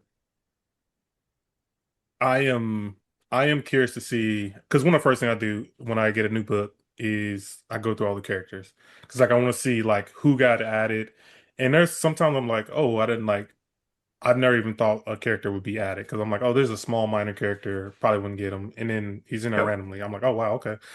So yeah, I'm looking forward to this book because I want to see what characters get added. Um, I'm looking forward to it for sure. Yeah. No, and everybody's got like we get feedback from everybody on their character list when we're doing this with our three guys at Marvel. And we're like, oh God, what's the one? There's Brian's got one that he's wanted forever, and we still haven't done him. He's the red and white guy who oh geez. I can never remember his name. That's probably why we haven't done A red him. and white guy. He's got wings and a mask that's like an arrow. It's like red with a white arrow that comes on his face like that. And I just Yeah. actually read him. I actually was just writing about him for the Secret Wars book because he appears in one of the Secret Wars comics, and uh, I'll figure it out at some point. But he wasn't a character I grew up with or cared about all that much. So I was like, oh, okay, sure. But Brian, he's like, that's my guy. We just got to get him in there one of these days. Um, but so everybody has their own ones they'd like to do. Most of us have gotten the ones like CJ's favorite character is Miles Morales, which was an easy get. It's Yeah, like, oh yeah, yeah, that's easy to obviously he's go going to be to. in the main book, right? We're going to keep Yeah. going. Yeah. Um, and yeah, so there are always things we want to do. Now that we're doing, and they have announced we're doing rank X characters in the book, which is nice. So we can talk about the fact that, obviously you're going to have some characters that are mostly for the narrator to use, but we'll have things like the Hmm. Beyonders and Galactus and characters like that. Hmm. You want to be able to use in your adventures, but are not there just to kill, right? So, um, as an old school D&D player, I remember back when they came out the Monster Manual, Deities and Demigods, and you're like, oh, look, here's Orcus, the Demon Lord. He's got 666 hit points, right? So we can just stick him in a corner and shiv him to death. And well, that's all it takes, right? Yeah. But that's not an epic story. You want something that's an epic story, so it actually means something when you defeat these folks. So we don't give them hit points, or health points, or that kind of stuff, because we don't want people to just go send 600 Hulks at them and see what happens, right? You want to have it to be something that it's part of an epic story where you actually had to work at it, and makes it all that much more sweet when you actually defeat them, right? And of course, it's Marvel. Even when you defeat somebody, they come back, right? And nobody dies Yeah, forever. yeah. There's no permanent deaths. Yeah. Okay. My last kind of question about the book, just because I kind of want to know, Sure. will we be getting another adventure? Because I'm right at the end of my adventure book. I got some other adventures that I can kind of go through that we haven't touched Marty, I yet. think that's your call right there, isn't it? What? You have an adventure coming out in March. Oh yes, we have the Rivals adventure coming out really soon. Ah, there you Yeah. go, the Marvel Rivals crossover. Forgot about that. Exactly. So, do you want to talk about that a little bit, Marty? Yeah, yeah. What can we expect from it? Well, it's going to be in the style of roughly the style of the Deadpool adventure that we put out a while back, which is there's a I comic in I the play front. I played through that one, not on the podcast, but outside of my other group. Mm. Fantastic adventure, fantastic. But continue.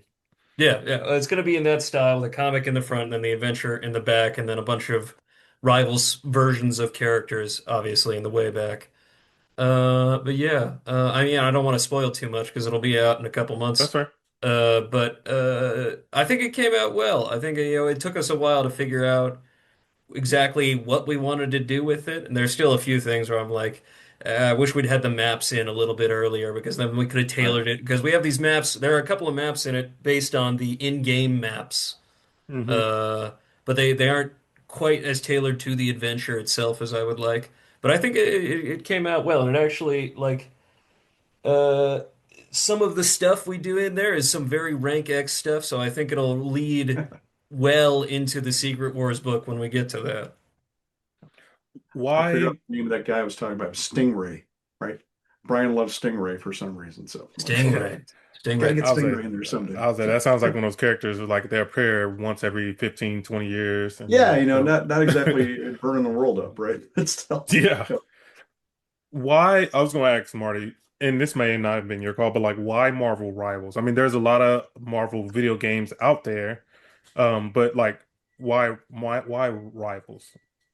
Well, really, just because Rivals blew up majorly this year, and we also, I mean, well, for one thing, we had a freebie, sort of like with just a little bit of rules and character profiles that we put out some months back, Yeah. and so it made sense, and that I assume it must have got a lot of downloads or something because they seem pretty eager to do another thing in that vein. Uh, also, yeah, it's I just a think you're great right. game. I mean, I like Rivals a lot. Yeah. Now, Um, one of the neat things about working with them, because this game is not a license, it's actually published by Marvel Comics, right? It's not published by somebody else, is that our Hmm. team is like literally down the hall from the Marvel Games team that's in house. So they can actually go over and bang on the door and say, hey, what can we do together and make some fun things happen, right? So I'm sure the Marvel Games team had a big influence on that. That's actually one of the reasons we were able to put the Insomniac characters in the Spider-Verse book, for instance, right? Because Hmm. they were able to go to Insomniac and say, "Hey, would you like to?" Yeah, we would like that. So, and Marvel does a lot of that stuff because there's always comic book versions, not always, but often comic book versions of those video games where they do different characters. Yep. There were a few series they had done with the Insomniac characters, so we can just grab that stuff, but we like to do it in conjunction with the video game companies so that everybody's happy at the end of the day. Nobody wants to feel like anybody's poaching on your territory. We want to Mm. do it hand in hand, right? And the Marvel Rivals guys were excited about that. Yeah, So and we got Paula Lore on board, who's yeah, great, very very funny, great writer, who's writes he the is really scrolling, good. the Yeah, tie-in Rival scrolling comics already, yeah. uh, and he came on board to write this with us. Yeah, he did the comic book that leads it off, and he and Marty co-wrote the adventure. And I thought they did a fantastic job with it. So I just got to consult on that one. I got to look and say, yeah, good work, guys. Keep going. So Marty, I mean, how does it feel to kind of have your name start to be on a lot more things now? Like, I know it has to be a good feeling. So, like, how do you feel about seeing your name more and more? Because I mean, I feel like your career it's it's beginning, right? It was not beginning, but like your career is ongoing. Like, how does it yeah, feel to see your name out there? It feels great it feels great to have my name in a Marvel comic. I mean, it's even if it is a role-playing extension thing. I mean, it's a great feeling to have. I mean, I've been reading Marvel comics since I mean, basically since I was old enough to read. I still remember clicking through old issues of Spider-Man on the Marvel Unlimited back when it was only accessible as a regular website on a computer. Uh, so yeah, I yeah. mean, And it's I put a lot of fantastic. comics in your hands early on. I did that with all you Oh yeah. guys. Yeah, for instance, eventually I gave them my first printing copies of the Dark Knight Returns to read. Like, well, Oh that was wow. probably a mistake from a financial point of view. Yeah, But I yeah. think games are meant to be played, books are meant to be read. Putting them behind glass so that you can sell them at some point is not really the purpose of them, right? It's a I agree. secondary thing that people do, but I think you should enjoy them. So I let the kids do that. Pat lost my trade paperback of Crisis on Infinite Earths when he was in middle school. He's like, "Oh yeah, we'll replace it. It's okay." Yeah, I know it's one of those things. I mean, you guys see behind me. I'm a big collector, and I Yeah, remember Hmm. when my kids broke something, I was just like, all right, it can be replaced. I can't get mad. Can't yep, get mad. It would be replaced. Um, exactly. I'm curious though, like, because I know that the Marvel Cosmic Invasion, I played that game. That's another game that I really enjoy. Kind of like Marvel Rivals, I enjoy, and I know that they're doing I think they just put Spider-Man into Marvel Rivals, and so like the Cosmic Spider-Man, the 2D, not Right, 2D, right. the pixel looking thing. So I'm curious, like, I wonder, will Marvel put in more games? Into these adventure books, like from other the videos. So, I mean, they have quite a bit of video games coming up. So I'm curious to see if Yeah. they'll make their way into the books. Well, we always keep track of that. I mean, Marty actually has played Cosmic Invasion. He actually bogarted my Yeah, Xbox I account. So gave it over to you weeks ago. Hey, listen, it's all yours. I told you, it's all yeah, yours. I'll Play get to it. whatever. Then he got me on Claire Obscura, so I've been playing that Yeah, instead, right? Oh yeah. my But goodness, that yeah, fantastic! I had no idea what that game was until a coworker told me about it, and he told me kind of the background story of it, and I was like, I mean, I'll buy it. I got kids, so RPG games they'll take me a year to beat. yeah, When I tell exactly. you, I love that game so much. They did an It's a amazing great game. job, like amazing job. No, fantastic. Small team too, tight group of people, right?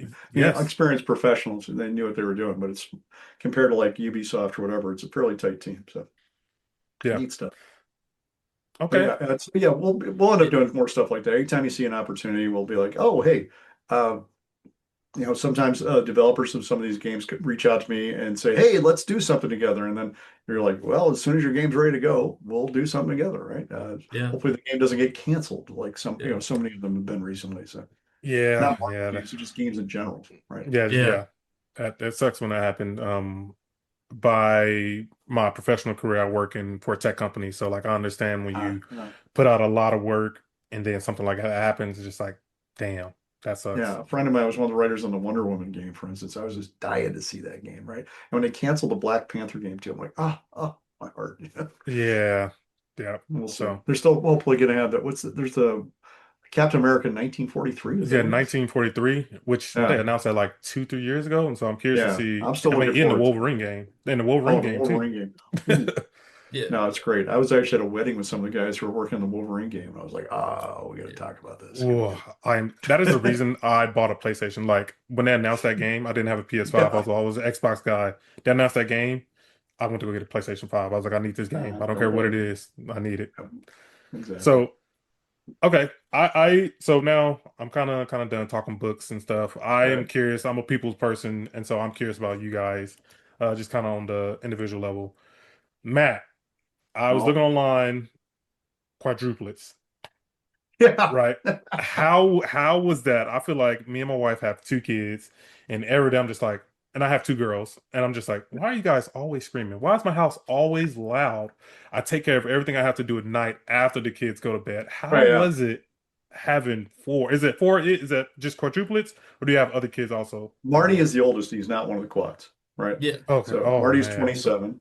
And then Three we and a have a half set, years older than the rest of yeah, them. we have a set of Oh 23-year-old man. quadruplets who are three Oh. boys and well, Helen's non-binary now, but originally a girl, right? So, Okay. and we, yeah, it was a shock.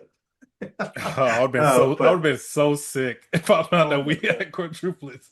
No. I mean, Oh. my wife was on bed rest the entire pregnancy and then in the hospital on bed rest for 10 or 11 weeks, Oh my running Marty goodness. back and forth because it was about 30 minutes south of us, at a hospital that had a neonatal level three, level three neonatal intensive care unit, right? Because you have to have the kids born at something like that.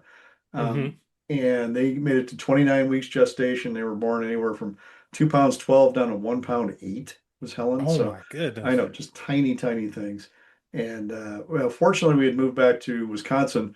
We had, Ann and I, my wife, had been living in Virginia up until Marty was born. Then when Marty was born, we decided to move back to Wisconsin because, free babysitting from people you trust, you just can't beat, right? So, Yeah. uh, so when we moved back, it worked out real well because then Ann got pregnant with the quads, and my mom moved back from Virginia, where she'd been working for the Pentagon under Les Aspin for many years, and she ended up living in my unfinished basement on like a cot essentially for 6 months. Because you need the help. You need the help. Yeah, exactly, right. And then my stepmother comes in and she's like, she brings in a spiral bound scheduling book that she had printed up that has slots for people to sign up every 3 hours because you got to feed infants every three Hmm. hours, right? And people would literally sign up and show up. We had 30 to 35 volunteers from our hometown here coming in every Oh my week to help goodness. bathe, feed, whatever. The woman who was the wife of the chief of the police and was the assistant to the city manager at the time, Pam, brought us our Sunday dinner every week for a year and would sit there and fold our laundry for us while we were feeding the kids. And it was just Oh man, y'all had a community. amazing people, right? That's Just a amazing community. people.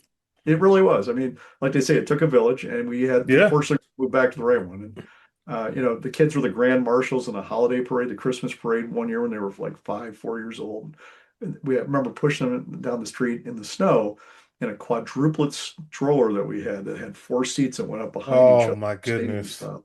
Y'all And it taking up wouldn't all the fit in the space. van, so you had to have a separate thing for your trailer hitch to be able to strap this thing onto the back of the van. We were a rolling circus everywhere we went. So, yeah, I mean, all the Oh crazy man. stuff I've done, all the things I've worked on, whatever else, that is by far the wildest part of my life, right? I mean, yeah, kids are rough. Kids are rough. Martin, do you have any kids yet? No, I don't. Although that's one of the reasons I've also moved back to town in the last year. Is Yeah, mom might be leaning. She's maybe like, "Come maybe on, grandkids." soon-ish. Yeah. Yeah. I was like, yeah, I'm 34. I'm 34. Yeah, I There you feel go. like I started to forget age for a while. And yeah, man, I remember having my first kid. And like I mean I tell people all the time, like I didn't grow up with my dad. And so I tell people all the time is like when I was younger, I didn't understand like why a dad would leave. I had my first kid and I was like, oh, I get it. It's not easy. It is Oh, it's not hard. easy being a parent. And No. like I remember calling my mom and I was like, yo, like, thank you. You were a single parent and you did this. It's two of us right now, and we still struggling. I'm like, Yeah. oh, this is rough. So it's like I can imagine, having that many kids that close together, diapers, and especially this day and age. I mean, everything's so expensive these days. Oh God, yeah. Well, this is 23 years ago, but yeah, I mean, and Oh then of yeah. course, Jordan, what you did is you went and had another one too, right? You're I like, know. oh, that I was know. great, because you forget because the lack of sleep actually affects your memories at the time when the baby was young. Your Yeah. sleep actually helps you file your memories and make them more permanent for you. And you're like, oh, that's actually that was a good time. That kid's so beautiful. We just want to go have I another. I know that's the thing. You start seeing like, oh yeah, I miss that baby feel, and you have nothing like, oh, why do we do this? Like, what are we doing? Exactly. But now And now then we that did the that with Marty. age, We're like, oh, we'll try to have another. We'll see how it goes. And then boom, like, well, I think we're done. yeah, yeah, four. No, but we love them all. That's They're a lot. fantastic. We would not have any other way, right? And it's we adore them. They're great kids. Now, Part of being what I do is because I work as a freelancer for most of my life, I've been able to be pretty much a stay-at-home dad, right? I mean, hmm I work more hours than most people, but I do that around getting the kids to school and picking them up and running them to hmm different things, things like that. Now it's a lot easier because they're all older, but even when they were, 5 years old or whatever, just running back and forth to different schools. It was crazy. It was crazy, but it was worth every bit of it. Now, Marty, with you being the oldest, do you feel like you could, when you were younger, or even now, do you feel like you could tell everybody what to do? No, no, not at all. I mean, I could try. I have tried, and I will continue to try. But I mean, I'm outnumbered in a So, significant way. yeah, you thought you was the big dog, and it's like, wait, why don't we just join up and we just, beat him down? Then they Voltron on you and just come Yeah, down. yeah, it's horrible. It's horrible. Yeah, they Okay. they are a force to be reckoned with, right? Mm. But they're fun. They're great kids. They love each other and they do a great job. And everybody's got their different challenges. They got their different things they're doing. They're very different people at the end of the day. But it hmm really has been an amazing journey as a family with these guys. I love it. Mm. Outside of, I guess outside of like writing and everything else, like what other hobbies do you guys have? Marty, it sounds like you play video games, which I try to play video games when I can. For me, like playing a Switch, I need something handheld these days because the TV is always taken up, Right. and so like the Switch is like an easy handheld for me. But I have all the other consoles. What other hobbies do you have, Marty? You like video games? What type of video games are you into? A little bit of everything. I honestly play too much. I mean, more than I get to play role-playing games, actually. I mean, Enjoy I've it while you played. can. I will say, enjoy the video games while you can because as soon as you have a Yeah, Exactly. family, that is it's gonna true. slow down. That is true. Hmm. That is true. And then they get old enough you can play with them. It's even better. Yes, Yeah. I know my 10-year-old love playing with her. So yeah, Yeah. what games are you playing these days? These days, I mean, I've been You playing got the that old kick-ass Fire fight Emblem stick for Christmas. GBA Come on. games on this little bootleg Game The Boy I got emulator? here. Oh, is you got an emulator or So an some actual Game Boy? Yeah, yeah. It's sort of a weird bootleg. It's called the Analog Pocket. Oh yeah, I know that. Um, it's sort of a replica Game Boy, I guess. Yep. Yeah. I know exactly what you're But talking yeah, about. I play tactics games on there, and then I go and play action games on the TV, and then I go read a visual novel. I mean, I do a little bit of everything except for the games that most people play. Like I don't play a lot of online multiplayer sort of stuff. With the I exception don't of either. Rivals, which is I got pretty into Rivals for a minute, but hmm For professional reasons for that, yes, but yeah, they were good. It was research, really. All that money I yeah. spent on loot boxes, that was all research money. Yeah. That's me too. So like I feel like I got to an age where I was like, I don't really want to play shooter games anymore or sports games anymore. These days I'm playing more of my comfort games. So like I like a good simulator game. So like Jurassic World Evolution 3. Ah, cool. Mm, I'm a good park builder. I will put a podcast on or put a audiobook on and I will give myself like the unlimited money. I'll just go and build a park. So like I Nice. like to play games like that. Like I said, Cosmic Invasion, that was an easy pickup for me. It's like I can put it up, play it, put it back down. Like I don't want to be the best like all these other tryhards out here be trying to do on these shooting games. mm. I was like, it's not me anymore. So okay. Any other hobbies that you enjoy, Marty? Uh, Owning a house Reading. now. I mean, Yeah. reading. I mean, I guess I read comics. Was already talked about. Yeah. But I just read. I'm out. I started Dungeon Crawler Carl like a month ago, and I'm Oh, already on the someone last book. someone just told me about that book. Yeah, So it's I, a really funny, good time series. Highly recommend. one of my things I do, so every for the past 3 years, I try to pick up a new hobby. Okay. So the first year I did it, I got into bartending. I don't necessarily Oh, cool. like to drink, but I was like, I like the art of actually mixing. Okay. the next year after that, I got into like fragrances, like colognes and stuff. I went in deep dive, learned all about this. But this year, I've been reading books. So Dungeon Carl is one of the books that I've been highly recommended. I just finished the space book that's coming out with a movie, Project Hail Mary. Oh yeah, I Andy just Weir. Yeah, finished that, and that my movie comes out in March. That's a fantastic book, by the way. Jurassic Park books, I read those, and so like this year is like I'm trying to pick up reading books more. that's a good way to go. Yeah, I'm a big Yeah. reader from way back. That was one of the first hobbies we taught all our kids was how to read, right? And just how you Hmm. do it. It's reading and swimming. Swimming is a big thing here in the Midwest, right? My aunt's family has a cabin on a lake up in the Upper Peninsula of Michigan. We're like, all right, we're going up there every summer, so you guys got to learn how to swim now, right? Because Hmm. we want to be able to leave you at the edge of the lake and not worry that you're going to die immediately. So, Yeah, uh, for real. it's good. It's good fun. But Yeah. I'll Yeah, expose your latest hobby is which one's that? keyboard collecting. And Yeah, I got it's into getting weird keyboards. he's got a long rant about, it's weird when your hobby becomes your job, because it's like, well, I was reading comics before this, but now I'm reading comics for Yeah, work too. I'm playing tactic games before this, and now we're working on a tactic game. So you started buying mechanical keyboards a bunch yeah. in the last year or so. You're like, I need something that is entirely unwork related. yeah. I was like, what is that about? How'd you get into Well, that? actually, it is kind of work related because I use them constantly, right? But That's you right. get the mechanical keyboards with hot swappable switches, and so you can get different profiles for the keycaps and stuff like that, and decorate them up differently. And different types of switches you can put in there if they're clicky or linear or silent or whatever, Hmm. and tactile. So I really got into doing this. It's one of my few hobbies I have that I've not tried to monetize or been tempted to monetize. But I usually keep it at the low end budgets end of it too, because I don't want to drop like $500 in a keyboard. I want to Yeah, drop $50 on a keyboard and see what the hell I can do with it, as opposed to, breaking the bank every time I do this. So, but as Marty's saying, I started out, I was a big video game player and a comic book reader and a novel reader and all that kind of stuff. But I've done all that stuff professionally now, right? So you want to do something yeah. where, uh, once actually early advice somebody gave to me once when I was starting out doing tabletop games, he's like, once your hobby becomes your job, you need to get another hobby, right? That's You need to fair. go do That is very something fair. else. Because this thing that was your escape that you did for fun, just to get away from everything, is no longer that. It's now your source of your income. So go do something else, whatever the hell it is. And like Marty actually is a huge film buff. He's got a degree in film and video actually, and Oh, creative writing. nice. He loves watching movies. He's always bringing in like we have movie night and pizza night once a week over here. It's either game night or movie night, but it's always pizza night. Yeah, And depending on he energy comes in, levels. yeah, the energy levels. Like, are you up for playing a game? No, you're too tired. All right, it's movie night.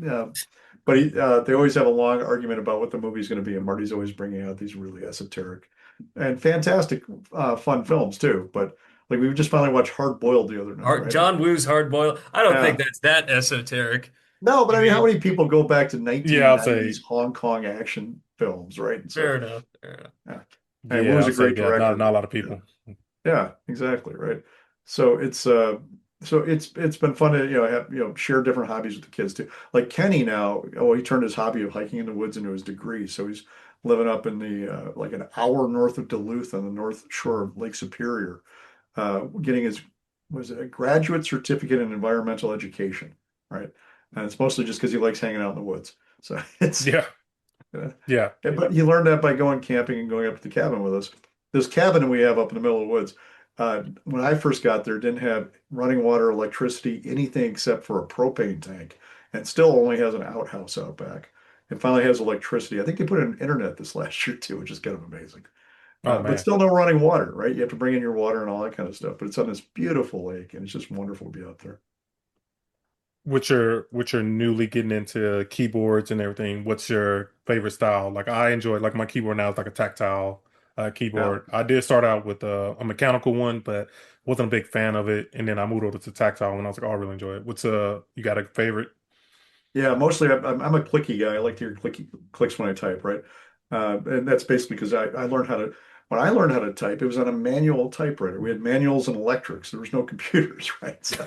Um, and you can always tell the people who are learning on a manual because their fingers are thicker from going thwap thwap thwap. You have to Yeah. hit the keys like you're angry at them. So that brings me back to that. I like just pounding on the keys when I'm doing it. So click keys are good for that. Although I just got a new tactile board here, which is still a mechanical keyboard, but has a slightly different sound thing to. I usually go with 75% keyboards, which are for me, that means I can have my trackpad or my mouse next to me here, and I have actually a separate number pad I put on my southpaw on the left, so it's not Hmm. interfering with what I'm doing over here. And I actually really get it's a lot of fun. You play with the different keycaps and shine through. I like the RGB, even though the hardcore guys are like, "Oh, that's just for kids and gamers." I'm like, "Well, I'm a gamer. Well, what am I going to I say, do?" yep. Yeah, Mine's is RBG as well. I have mine turned down to like a low, and then every time I click it, it'd be like it pop up there like you a go. different color every time I press. Do you have like the whole ergonomic setup and everything with a different type of mouse and everything? Yeah, I do have different types. I mean, over the years, I've been very careful about how I spend a lot of time in front of a screen doing this kind of stuff, right? So I've had Yeah. various different types of ergonomic keyboards. Yeah, for some reason, I keep going back to 75%, right? But just because they're easy and they're familiar and I'm used to that. But I spent a lot of money getting a really nice office chair. I've got a desk that's got a keyboard tray that comes out right at the level I need it to be. And I Oh, try to nice. take care of my back and my posture and all that kind of stuff so that I can be here working for 8 to 10 hours if I need to. But part of that's also getting your ass up out of the chair and walking around occasionally. And That is 100% true. I'll tell you, Yes. one of the things that kids are good for is getting you out of your chair. It's like, That oh, I is got to go over here and do this. yes. So Yes. just be able to do that so you're not just deteriorating in your chair and watching your spine crumble. I know Uh, that's oh man, that's like my mom. I'd be like, yo, like she worked for the police department and she oh was there yeah, 40 years. And I'm just like, you had to be more active because like you're slowing down a lot and like you're not even that old. Like, yeah, so I'm like, for me, it's like because I'm in front of a screen all day as well. yeah. I play basketball multiple times a week to make sure Oh, that cool. I'm trying to stay active. Yeah, we tried running. The trouble is in Yeah. Wisconsin, it gets too damn cold in the winter to run. And well, Hmm. you say that, but although my sister and her husband and their kids are like ultra marathoners, right? My nephew Murray just did a 100-mile race this last year, and his Couldn't be dad, me. who is over 50, he did the first 100-mile race and only made it 25 miles, and then came and did the second one with him. Actually finished the 100-mile race. I'm like, Jesus Christ, guys, that's a lot of running. Yeah, But we could do stuff not be like just me. every spring we'll try to do couch to 5K to just get our asses up and get moving, get everybody out there and get a little That's it. activity in because it's too easy to just sit at home, especially having come out of the lockdown. That's where you're stuck at home all the time. You just got Yeah. to develop a way to get yourself out in the yard and out in the street. So Yeah. I was Yeah. Well, like, living in Wisconsin, you're functionally locked down, a quarter of the year anyway. yeah, this time of year right now is pretty cold, right? We had Yeah. our high was like -4 the other day. oh And man. yeah, so we had I think it was -25-degree wind chills, right? So Oh which my is actually, goodness. we've seen a lot worse here, but that was pretty, you're like, What well, I is guess I'm not going to go outside too much today. So, what does summertime for y'all look like? Because like here in Oklahoma, like our summertime, we can easily get like 110, 115. It yeah, gets hot. What does summer look like there? if we get over 100 degrees, it's a big special day, right? So, I think a couple of years we've had like over 10 100-degree days, right? Or over 100-degree days, but never over like 110. That would kill everybody here, right? We're just not, Yeah, not that's a used to regular that. Tuesday here. Exactly. No, here we're like, it's usually in the 80s, maybe in the 90s in August, right? The summers here are fantastic. It's actually one of the reasons you endure the winters here. And the winters are good too. I mean, if you like going skiing and doing, like cross-country skiing or snowshoeing or whatever, it can be beautiful out there. But, we learn how to dress for it. We have all the stuff that we need to do, all the equipment we need for that kind of thing. So, when this winter comes, we're like, oh yeah, great. Now we get to break out the gloves and the underlaying undergarments and all that kind of stuff, all the long underwear and everything. But it's you get used to it, right? Just like if my brother lives in Florida a lot these days, man. Oh, Like I live in love Florida Florida. in the We middle go of the summer, twice a I think I year. probably just too much. Right? Yeah, It's well, a beautiful yeah. state. He lives in a nice part of it, but wow. I was like, so we love, and we go probably twice a year. We go to Clearwater, Florida, and I Nice. would say the heat there and heat here is like completely different. Like we be Oh yeah. sticky and sweaty the moment we step outside. Yep. Yep. Yep. That humidity just kills you, right? But like we go up north and if you go up north in June or July, especially early July, 4th of July, you get mosquitoes that'll carry you away, right? And Oh. then you get to August, you're like, oh, this is perfect. I'm okay. There's nothing here. The bugs aren't killing me. And it's not even the mosquitoes, it's the black flies that just come on, the horse flies that just Oh eat you man. Yeah, alive, we right? get we get those too. Oh God. Yeah. And then my wife is allergic to mosquitoes, so her Oh mosquito bites be no. like this. She'd Oh be like no. huge on her every Yeah. single time she get Ouch. bit. So she freaks out. I'm like, you saw a mosquito, and she immediately goes in. I hear the buzz. Yeah, get going. So we got those What they have those little devices now that what do they call those? You know what the I'm ones talking like about, make right? Those little ones you put in, they like smoke around you and whatever. Yeah. The aerosolizer bug Yeah, exactly. go So you away can actually set thing. up like if you put them on a picnic table, everything Yeah. within like 15 feet is mosquito free. Yeah. Works pretty well. yeah, we might need to invest in that. Yeah. Probably like 10 of those. Uh so what type of what's some of your favorite movies right now? Movies or TV shows? Like y'all got any all-time favorites or anything? TV shows, Uh, movies? well, we're all screaming about Sinners right now because man, that was a damn good movie. Oh man, Sinners was a good It movie. broke the record for the number of Oscar nominations. Like holy shit! And what a Yeah. great movie too, man. I mean, Mm. Coogler and Jordan and the whole crew there, the whole cast, and the music, right? Buddy Guy coming in there and doing that stuff. That was amazing. So Yeah, that was a fantastic movie. Out of nowhere yeah. too. Out of nowhere. Yeah, I mean, Coogler's been doing a lot of great stuff over the years, and so has Michael B. Yeah, Jordan. But just that's not a franchise. It's something brand new. It's exciting. something original. It's a Yeah. horror movie, right? Well, my wife's like, "Oh, it's a horror movie. Maybe I don't want to watch it." But no, you got to watch this. It's amazing. Really well done. That's what took us so long to watch it because my wife is not into horror and Yep. everybody's like it's horror. So I watched it first and I was like, it's not scary at all. Like it's not Yeah. it's scary but not scary. And so once you watch it, it's like, oh yeah, I really love that.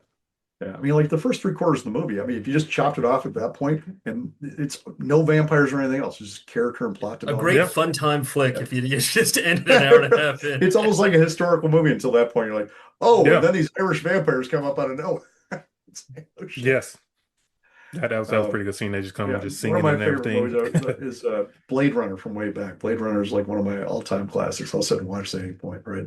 So Ridley Scott and Harrison Ford and everybody else, just stunningly good stuff. But I never got into the Blade. I think I've seen the original one, but when they rebooted it, what the a couple years ago, oh yeah, the I one never with did, I Ryan never did go Gosling check and them everything. out. Yeah, I never did watch that one. Yeah, it's still very pretty. I mean, they do a good job with it. Anna de Armas, I think that's her name, whatever. She's really good in it too. Yeah. I And think that was the first time I Denny, remember. is it What's Denny that? Villeneuve? I can never know how to pronounce his Villeneuve, last name. Denis Villeneuve, I believe. Villeneuve. Yeah, he directed that. He did the Dune Yeah, movies are really man, the great Dune too. movies are amazing too, right? Yeah. Marty's a big David Lynch fan too, so yeah, I am. you'll If know you ask Matt. me for an all-time favorite, probably be Mulholland Drive. There you go. Uh, Okay. What about TV shows? You got any favorite TV shows? Just I'm a finished huge watching Office Orphan fan. Black, so Oh, my wife watched that when it was like ongoing, and she really loved yeah, it. I yeah, couldn't that really was get when the kids into were it, young, but so I yeah. didn't watch it. Right? I Like, know I that's the had thing. too When you much have time. young kids, you like miss so much TV and like movies and Yes, stuff. I was like, yeah, yes. But Fargo, man, Fargo, the TV show, really yes, damn good. A couple of seasons are like less good than yeah, others, but the it's an last up and season down was TV show, amazing. but when it's up, oh my God. Oh, it's Yeah. really well done. Noah yeah, Hawley does a that's a great good job one. with that. He did a great job with the Aliens TV show, Alien Earth, that came out this year. Oh, dude, Alien Earth was so good. It Yeah. was so good. I enjoyed Alien Earth. That once I watched that one, I went back and like did a deep dive on like I feel like once I get into something, Yeah. I like to go all out and explore everything about it. So yeah, once I watched that, I went back and did a deep dive on all the other Alien movies and the making of Alien, Oh, just and that he did a entire Marvel TV universe. show too, right? He did Yeah, I did Legion. Yeah, Legion, which the first yeah, season was really good. I yeah, didn't watch the second season, but I also really liked the actor who did Shadow King. yeah. No, great. She was amazing.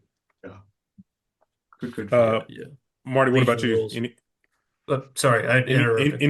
Any favorite TV shows or anything? I mean, seconded on Fargo. I did like seasons 2 and 5 of that show are on their own some of the best TV, like entire better than entire other TV shows. I mean, just a phenomenal fucking piece of media right there. Um, I Marty's love a the big Alien anime show fan too. too. Alien would Yeah. also be one of my all-time favorite movies, is the original Alien. Yeah. Yeah. Uh, And aliens. Well, Marty, you're a big anime fan too. I love Yeah. anime. Okay, hang on now, because on the regular podcast, these guys don't be trying to watch anime, and I like anime too. What's some of your favorite anime? Like, what are you watching right now, anime was? The new season, I see you got Jujutsu Kaisen behind you. That's a Yeah, you great see that? show. There we go. Fantastic show.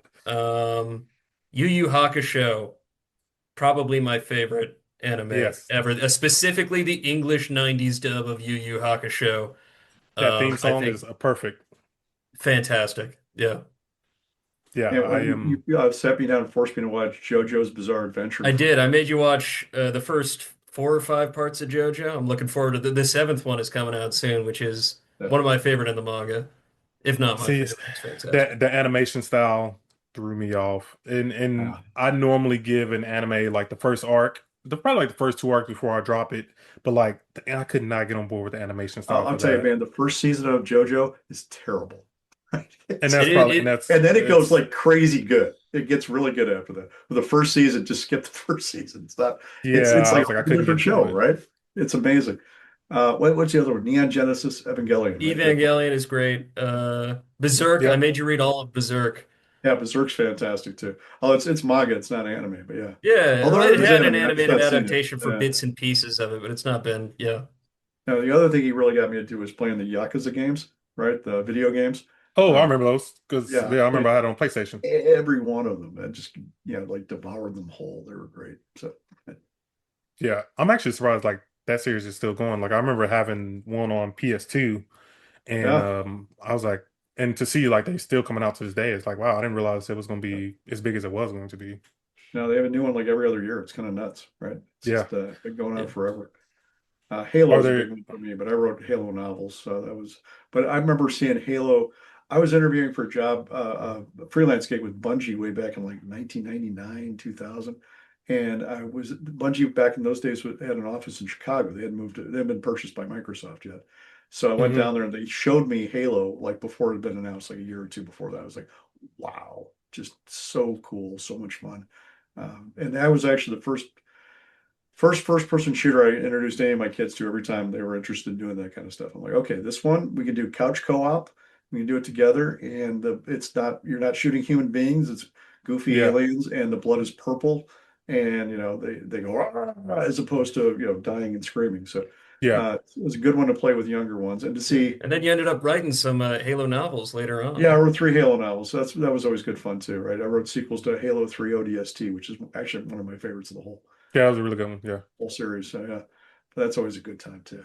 Which is crazy because that TV show, I remember watching Yeah. I think the first 3 or 4 episodes. I was like, wow, I don't remember him cussing this much on on the Halo Exactly. game. I was like, yeah, this Exactly. is got pretty dark real fast. Um, Exactly. are there any current TV shows that y'all currently watching? I'm watching like Knights of the Seven Kingdom. Oh, cool. I'm really enjoying that one, the Game of Thrones series. Um, Oh yeah, we just started that. That's the new one, right? Yeah, yeah. yeah, My yeah, I mom think and I it's started that one. only maybe two episodes out. Maybe, yeah, I think maybe Yeah, the two. second one came out today, I think. I haven't seen it yet, but yeah.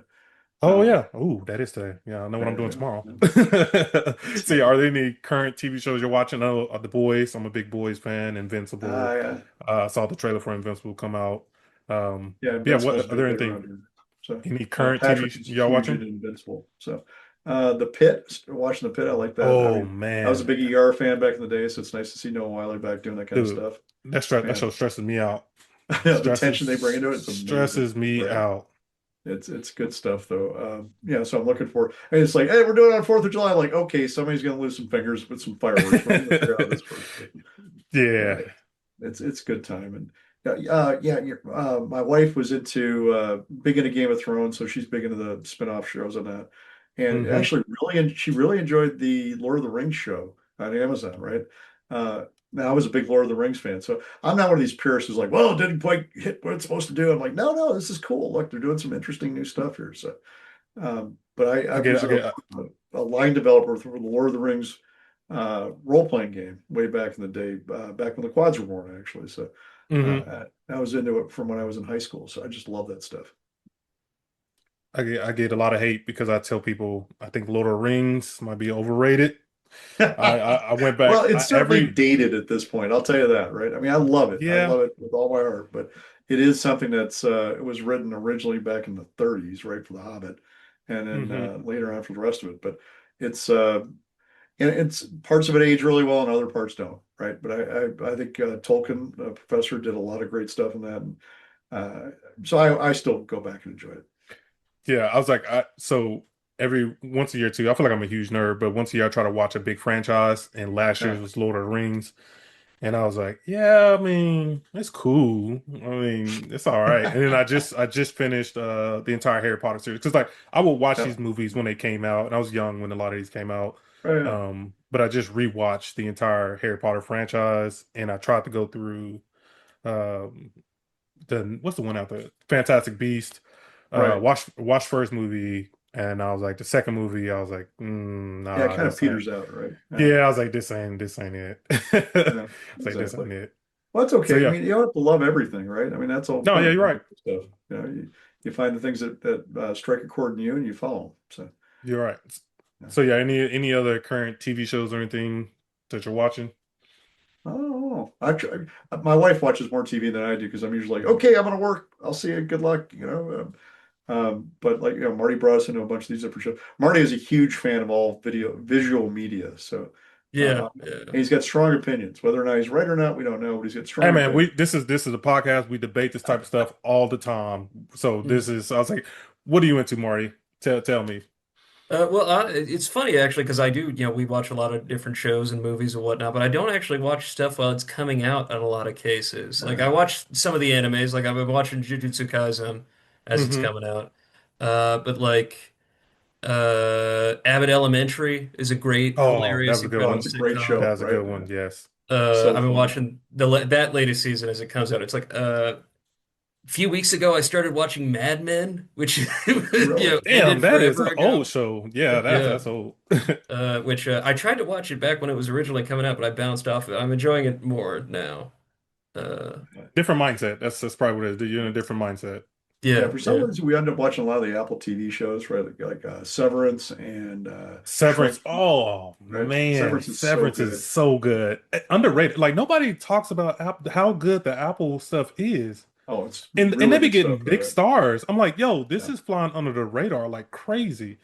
Yeah, Severance was Shrinking such a is great so show. funny. Ted Lasso, the same guy Yes. who produced both of them, Chuck. What the hell's his name? I can't remember anyway. Great producer. This guy did Scrubs way back in the day, right? And now he Hmm. did Ted Lasso and he did Shrinking. Both really fantastic shows, right? Um, and Did y'all just, check out Hijack? I've not seen Hijack yet. Is it good? I enjoyed the first season. I know season two started, and I haven't got a chance to watch it yet. But Hijack, that was a pretty good one. I mean, it's kind of predictable, but I Yeah, still enjoy it. And yeah. Invasion was good on there too. I always like seeing Idris Elba in anything, right? He was in The Wire. Oh my God, was he good, right? Just Yeah, freaky good. yeah. He really Marty needs to be the introduced me next to James that, actually Bond. dragged me into watching all 5 seasons at one point on HBO. So, I did. That and was back in high school. yeah, we actually did a watch through The Sopranos a few years ago too, which I had missed when it came Yeah, out. that might be my all-time favorite TV show, Sopranos, right there, Sopranos. or Sopranos or Twin Peaks, one of those two. Twin Peaks is pretty good too. Mm. We know Twin you, Peaks. Marty. It was Twin Twin Peaks. Peaks is Yeah, pretty I good. know. Yeah, it's if you when in doubt, it's David Lynch with me. Yeah, Don't lie. We know. It's yeah. okay. So I just got two more questions because these are Sure. like highly debated on the podcast. So first one, these days movies come out, we see trailers. Trailers reveal everything these days. So what we do, or myself and other guy doesn't do it at all. But like when a new movie comes out, I only watch the first trailer, no matter what it is. If it's a teaser, that's the only thing I get to see. And I really started that, I think, when Doctor Strange Multiverse of Madness came Okay. out. Like those trailers like revealed way too much. So like I only watched the one trailer. How do y'all feel about trailers? Do y'all watch trailers? Do you not watch trailers? Because the other guy, he doesn't watch any trailers at all. So he goes in completely blind. And like we have a better experience like that. Yeah, I will generally watch them, although as you say, I mean it's sometimes if somebody says don't watch anything, just go see the film, I'll just do that, right? Just Yeah. don't get any hints. I think it was like that with Sinners. I had no idea what the hell I was getting into, right? Um, Hmm. so because sometimes that shock you get that you can't get if somebody spoiled it all ahead of time, and the way they build it up over the course of a film as opposed to a minute and a half trailer is just fantastic, right? Weapons was kind of the same way. Marty's like, "Oh, we got to watch Weapons," and I'm like, "Okay, fine. I don't know anything about this." and you're like, wow, it just kind I of, did the same thing with that one too. Yeah, yeah, I didn't watch any trailer. I didn't know what it was. exactly. But some of the things like for us, we have to watch the Marvel trailers because we had to know what's going on. I've only seen the Thor teaser for Doomsday, Yeah, and and I know I just said I only watched one, but I'm a huge X-Men fan, there you and I go. had to Yep. watch that one. But after that, I'm done. I'm not watching And anything honestly, else. those teasers are so short; they're not giving Right, you a whole. It's okay, right. right? So I'm completely done. Marty, what about you? How do you feel about trailers these days? I don't like trailers generally, but when they work, they work, you know? Yeah, I remember back in the day, I still think regularly about the first trailer, big trailer for Logan, right? I had yeah. not seen, back when I was in high school, I had not seen most of the X-Men movies, but that trailer came out with the Johnny Cash backing. I was like, well, we got to see this, and I got to go back and watch those other X-Men movies. I just Yeah. figured out why my camera keeps going to the corner over there, right? There's a movie poster back there for Steven Spielberg's AI. It's got a kid's face on it. That's why Oh, it and then keeps think it's your face, going. or just see some face and it's like trying to go No, it's towards just it. there's a head over there, so it's going. Oh, I got to go over there. I actually worked on an alternate reality game for that way back when the movie came out with Jordan Weissman, who was working at Pete Fenlon, and Jordan was working at Microsoft at the time. So it was the first big alternate reality game, and so I got a poster of it framed up over there on the wall. He keeps doing Nice, that. That's, nice.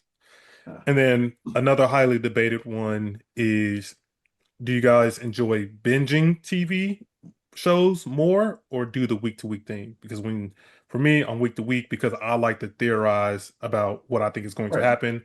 Could be wrong, could be right. But then other people just like, no, I need it all. I need it all. How do you, I'd rather what do go y'all? week to week, but I'm an old man, right? I mean, that's how I grew up, right? But I also think you're right. I mean, it's nice to have that anticipation, just having in the background and thinking, okay, what's going on, and waiting for that day to roll around so you can watch the show. Um, and also, I think for binging shows, sometimes like we just started watching Orphan Black, I think last month, and it's 5 seasons, but fortunately, it's only 10 episodes a season. But if my wife says, "Hey, let's watch this show," and I go, "Holy shit, this is like 8 seasons of 22 episodes each. There's no way I'm starting this, right? This would be a good chunk of my life at this point in Well, you time." better not start One Piece. I'll tell you that right now, because There yeah, you it's go, right? you, Marty's it's always trying to get another me on one. One Piece, but he wants me to read the comics. One Piece is great. Here's what I'll say for One Piece. You can read manga very quickly. Sure, A lot of manga, it's not as good text heavy because I don't read as enough like comic Marvel books. You're right. comics or whatever, right? Yeah. Everyone says One Piece takes forever. I mean, hadn't been running half as long as half the Marvel comics, you know? I got through all of One Piece in like a month of afternoons, you know? Oh Oh, my good. goodness. You read quickly. Yeah, he's a sharp kid. So that's Okay. no, I would do that, except I spend so much time reading comics just for work, right? That my getaway for that is reading prose, reading fiction, right? I'd rather do Hmm. that than because I make exceptions for things I'm really excited about. Like, oh, friends of mine got comics coming out, I'll read those. Conan doing, Zub doing Conan, or Kieran Gillen doing his new stuff. Tom King doing his new stuff. I'll make exceptions, but most time, I'm like, yeah, I would like to just sit down with a book. I miss writing novels too. I want to get back to that. I haven't written too many novels over the last 10 years. Marty knows. I just gotta sit there going, I sold a novel to Tor on a pitch about 12 years ago, and I still haven't written it. Because, well, my editor got let go for problems. He was fucked. And he's like, oh, take all the time you need. I'm like, well, that was the worst thing to ever tell a freelancer. I don't know what to tell I you. was like, yeah, you got the time, you took it. Yeah. But since I've written like 10 other novels, but they've been for things like, Dungeons and Dragons and Halo and whatever else. So I want to get back to doing original fiction. Part of that is just remembering why you love reading original fiction too, right? And so that's the reason Hmm. like I'm reading The Ministry of Time right now, and I'm really enjoying that, right? It's a decent book. So but I like to try different things and just, things I might not try otherwise. Your mom's always listening to audiobooks, Marty. So it's like, I'm going to bed, I'm gonna listen to my audiobook. And I'm like, I'm not reading that book. That's How do terrible. you how do you feel about, because I like audiobooks too. So if I like an audiobook, like I'll go out and buy the actual physical book. But Sure. how do y'all feel about audiobooks? And do you count it as reading? I count it as reading for sure. I mean, you're getting a story, it's being put in your head, it's going word by word. In fact, I think the performances can be additive to the actual, text. So I think that's a great thing, right? On the other hand, I don't usually do them, mostly because I work out of my house, and my time outside of the house is, yeah, I'm running from one place to the other is usually pretty quick. So I don't usually listen to podcasts all that often. Yeah. Sorry. No, you Or, good. You good. or do audiobooks or whatever, right? Because my commute is literally from one floor of the house down to the next. So I don't have a whole lot of spare time for that kind of stuff. But but I appreciate people doing them, and I think they're wonderful. So, but when I want to sit and read a book, I'll just sit and read the book. I think the temptation is when you're doing audiobooks, whatever, is to do something else at the same time, right? And I Yeah. also like to give my full attention to what's going on there because for me, it's not just about the story, it's about yeah, when you start doing this stuff professionally, whatever the hell it is, you're always dissecting it, right? You're always like, how Hmm. is this going to happen? What's going on here? How is this turn of phrase actually working here, right? Where's the beauty in the language on this bit? How is the plot being foreshadowed over here? And if you're doing something else at the same time, you miss a lot. It's okay if you're just casually doing it, right? Because even if you're just reading through something, you're going to casually miss some stuff. But when you're thinking about how does this work and how well did they pull this off, you know, I really want to dive into it. Oh, that's what like Murderbot. Have you seen Murderbot? The books from Yeah, on Murderbot Apple, are amazing. which I didn't know that was a book until I like watched the show, and then they was like, yeah, it's a Yeah. book, and I was like, oh, that's No, the pretty show cool. is pretty good, right? But the Yeah. books are incredible, right? Martha Wells just does such a great job. The voice of the main character is just stunningly fun, all every step of the way. So, and you're like, oh, so you can just do that kind of stuff with a character. You put in the voice, and it just exudes flavor with every sentence you read. That's the kind of thing I enjoyed learning and reading. Yeah. Have you watched Silo on Apple? Yeah, yeah. Marty was a big Oh, fan of Hugh Howey's books when they came out. I actually Mm. met Hugh at a Worldcon in Chicago many years ago, so I got to know him there. So it's been fun watching him and his career take off like stratospherically with the show. It's been pretty damn well. He was a pretty successful author before that, but the show it's not hurting him as I would much. say So yeah. I ended up reading that book, and then I read the second one, which I don't remember the name of the second one was, but was it Wheat? No, I don't it know. It was was one. Wool was the first one, right? Wool is the first one, and then there's another one after that. There's because it's three of them, I believe. But yeah, I enjoyed Wool, the Silo Sand, too. and or Wool Dust. Marty, you probably know better than I do, but I can't remember either. It's and been a Silo. while. I say Yeah, I know that one word, but yeah, that was I was like yeah, I enjoyed those books and also enjoyed that show. That was another really good one that I recommend people on exactly. Apple. Yeah, and yeah, I do the writer symposium thing at Gen Con every year, so I'm always running around with all these different writers doing. It's been fun. We got to have dinner with John Scalzi last year at Gen Con with a bunch of other Mm. people. It's like what 40 of us, I guess. It was just John and Maurice Broaddus, right? Who's a great friend of ours who is a really great science fiction, fantasy, whatever writer, and lives in Indianapolis. Just does an amazing job. He just took over the writer symposium last year, actually, too. So For Gen Con. yeah. Nice. Okay. Marty, I don't know. Did are you a binger or do you like to do the week to week as well? Uh, Neither. I mean, like occasionally I'll do week to week stuff, and occasionally I'll binge stuff. But I mean, for me, it's really, I'm modern, 20 something Gen Z or whatever the heck generation I'm supposed to be. I've got to be picking at 40 different things at a time. I'll watch one Mad Men episode, and then I'll watch two Abbott Elementary episodes, and I'll play one level of Oh, a see, video oh, that's game, and stress. You then stressing me out. yeah. Yeah, I can't do all that. Nah, I can't do that. If I'm gonna be locked in, I gotta be locked in on this thing, and then I'll That's finish right. it, move on to the next thing. It's the ADHD generation Yeah. there. I feel like that too, though. You get so many things coming at you. Sometimes you just want to pick and grab. So I get it. So, okay, well, hey, I 100% appreciate you guys stopping by and talking with me, spending this time with me. And I guess I forgot to mention at the very beginning. I mean, where can they reach you guys at? Like, where's the best place to contact you and see everything that's coming out? I should have done it at the beginning and completely forgot about it. But No, it's all right. yeah, No. where can they reach you? We have a website at forbeck.com, Forbeck.com.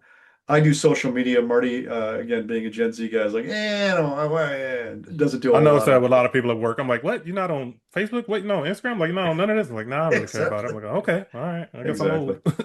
Yeah, No, you I can know. look me up on Blue Sky or Facebook or whatever, but I'm not posting anything there. Yeah, exactly. But Really. I'm on all those different ones, right? I don't do much of Twitter these days because I'm not a big fan of the guys who own Twitter, but Yeah, the rest of the yeah, things I do. same. So, yeah. Same. Yeah, when I was talking to Fuzzy's actually the one who told me about Blue Sky. I haven't got around to creating one yet, but that was the first time I had heard about Blue Sky. Yeah, there's a good community out there. I mean, honestly, for the Marvel stuff, I mean, there's the Discord, which I only rarely go into, and then there's the Facebook. Couple of Facebook groups are pretty good, right? Hmm. One that's really fantastic. So, and Amir actually goes and haunts all that kind of stuff and reports into me. So Nice. um, but I will pass through. But as I was telling Fuzzy just last weekend, it's as much I really appreciate everybody doing that. I think the fan community you guys have built has been fantastic. All you guys who are playing this game. I use guys in the general Wisconsin means everybody of every gender. I'm So same way. yeah, yeah. Yeah, I know what you mean. But I know what you mean. but I think all the different people who have been playing the game, I really appreciate everybody doing that. If I started hanging out on the forums too, it gets a little too wonky. For one, I just don't want to make. I want to make sure that none of us are swiping anything from the forums by accident, right? Yeah. And for two is I think it's better to to have a little distance sometimes, right? For the creator to just say, okay, I'm over here doing my thing, and here it is, as opposed to being there constantly every day doing it, right? Yeah. No, I mean that's completely fair. I do agree. Like, I'm more on the Facebook group than like Discord because I don't know. I feel like I don't know how to use Discord all that well. I get in there. I think I post maybe once every 3 or 4 months, and Yeah. then I'm out of there. But yeah, I think the fans in general, like we have 100% enjoyed the game. Everybody's loving, and I've seen like at least the Facebook group, maybe the Discord as well. It's such a positive community. Like I don't Yeah. see anyone arguing, going back and forth. Everyone is so helpful. Like some people will post like a brand new to the game, how do I do this? How do I do that? And like people will point them in the right direction. No one like makes or judge people for not knowing what to do. Like this is like a very positive community. No, it's very welcoming, right? I'm really impressed, honestly. It's been great. So, yeah, but that's again, if you're the creators of the games and you walk in and people want to know your opinion on things, you hold a bigger weight. And I don't want to, skew things in one direction or the other. I think it's just great to let the community build on its own and do what it's doing. It's a great. Like what you're saying. I was at Page here, the Philadelphia area game expo last weekend or 2 weekends ago. And I got to hang out with Fuzzy, and then it was Brendan O'Regan too, who's done like 500 Hmm. different things, Yeah. and Dion, who's the last name I can't remember, but he does a lot of stuff for the fan community too. He does some wonderful stuff. So it was just really edifying to just hang out and like Fuzzy and I sat down and drank beers for like 3 hours, which is it's a good time. So Nice. Nice. Well, yes, once again, like I truly appreciate you guys, and you know, I'm looking forward to seeing what the next installment that you have coming, Marty. And also, Matt, I'm looking forward to what you also have coming next. And I mean, I'm sure I'll speak for everyone that we're super excited for the future of the game. thanks so much for having us on, Jordan. Honestly, it's a real pleasure to meet you and do this with you. Thank you, Yeah, appreciate thanks, it. man. So, I will go ahead and sign off. So we'll see you guys next on the next episode.